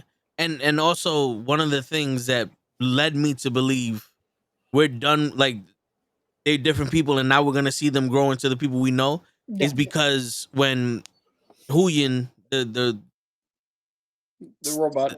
the lightsaber maker Yeah. spoke to the Mandalorian, she said, look, she didn't even want me to be here. Irrelevant. Oh, but I, something that was in the past. Move forward. Like this robot had an answer for everything. Stop I'm bitching. making excuses. You want to train with her? Then fucking ask her to train. You're the not here reason for why you're her. not training. It's You're not here for her. me. Mhm. Ahsoka's not gonna sit here going, I'm not gonna train you. You're the reason why you stopped training. You're the reason why you're not a Jedi. You're the reason why you don't know how to use a lightsaber. You want to do it? Go do it. And that's one of those. Okay, we got past the pity party. She grew Word. up. She went back to her own shit, and Ahsoka's like, okay, now she's ready. Let's do this. Yo, Ahsoka looked like she was waiting for her to be like, yo, I'm ready. yeah. What gives me a little bit of hope was at the end when she was like, all right, take it out, Padawan. And there was that little smirk that Ahsoka had. And Sabine was like, oh, Padawan, all right. That right there gave me a little spark where I was like, all right. That's why I kept, despite what I say about it, that's why I kept my rating at an 8 out of 10. Gotcha. And my rating didn't drop. Because Okay. I still think there's enough there that with slight tweaks, I would be over the fucking moon. Okay. And again, I'm a little trepidatious about where everybody outside of us, our podcast, is projecting this to go. Hey, It's man. like it's a Navy thing where it's like I can't get in the Navy. You learn quickly. You don't get excited for leave until after you come back. Because at any moment you think you have fucking the time off, but at any moment they can be like, nope, something happens, we gotta ship out, we gotta cancel your leave. So I'm not gonna be that excited until certain shit are revealed, and I'm like, okay, it was that good. Now I can fucking celebrate. Word. And one thing I wanted to bring up before we run out of time here, there was a thing about the acting. A lot of people were saying that the acting was bad, and I'm like, yo, there's something off about it. And one dude was like, oh, they acted perfectly. They're supposed to be sad. They're missing Ezra. Admiral Thrawn's coming back, and a whole bunch of shit's happening. So they're playing it with the melancholic nature that they should. And I'm like, no, I get that. But there's a difference between good melancholic acting and bland melancholic acting, because the scenes that I'll put forth, Anakin Skywalker freed his mom, or tried to free his mom. She died in the process. He killed everybody in that fucking was it the Tuscans? Yeah, I think the Tuscan Raiders. Yeah. And then he goes to tells Padme, it's like, I killed them all. I hate them. I killed every one of them. And his delivery, although it was explained by the dude I was watching that he tried to mimic the speech pattern of Vader, of like James Earl Jones. Like, first off, he missed. Well, 'Cause- no. I think watching all that stuff, I think the reason why he acted like that is because he was that little boy. Yeah, but He went back to being that little boy. But here's where I'm making the distinction. Yeah. Not the choices he made. His actual ability to convey the emotion. If you watch that scene, he's okay. Padme is really like, I don't know what the fuck she's doing. She's laughable in that fucking scene. But then you go to Gravik, and when he's talking to Fury, Yeah. that's also a fucking melancholic performance. That's also a fuck. He's got nothing to be happy about. He's losing his people. They never got a planet. He's got the guy who turned him into a killer sitting right in front of him. He doesn't remember why. He doesn't know why he's wearing this face. And he was able to convey such emotion that by the end of it, you're like, holy shit. I felt something. Yeah, you're able to add dimensions even in a singular state. There's still Yeah. elements to it. There's still something that's like you're building off that right there. Yeah. What I'm saying is, yeah, they're supposed to act blasé because they're not in a fucking good place. But you could still add some sort of depth Yeah, to it. you could, And you again, could still I'm make it not matter saying- in a sense. Yeah, I'm not saying that this is not prequel bad. Like, I'm not comparing Ahsoka to that scene in episode 2. Or the scene with sand. I hate sand. It's coarse. I'm not comparing the two. I'm just saying that Ahsoka said it herself. Just because you did the right thing doesn't mean you avoid bad consequences. Just because they're acting the way the character's supposed to be acting doesn't mean It's a good actor. that, yeah, and it's not necessarily bad. It's just, I think that's the one thing that I don't get from the prequels that I get from the original trilogy is the depth in the acting. It's why I think if you look at all the prequels, Qui-Gon, even in his limited run in the first movie, is still my fucking favorite because he just felt more actualized. He knew what the role was. Yeah. He knew the Liam nuance of his Neeson, character. Yeah. Yeah. All right, And before we go ahead. there's a perfect scene where they compared Anakin was like, yes, master. And then you hear James Earl Jones say, yes, master, in the Vader shit. And it's just like, yo, James Earl Jones and Hayden Christensen, two different acting types, two different acting styles. James Earl Jones was able to find something more than what was just required of him. The thing was, he was too busy trying to be James Earl Jones instead for distinguishing the difference between Anakin and Darth Vader. And I will say this: if you watch the Obi-Wan show, which I don't think you have to be honest, it was parts of it were fucking great. Yeah, yeah. If you go back and this is why I say I think it's a miss. Watch Hayden Christensen in Obi-Wan.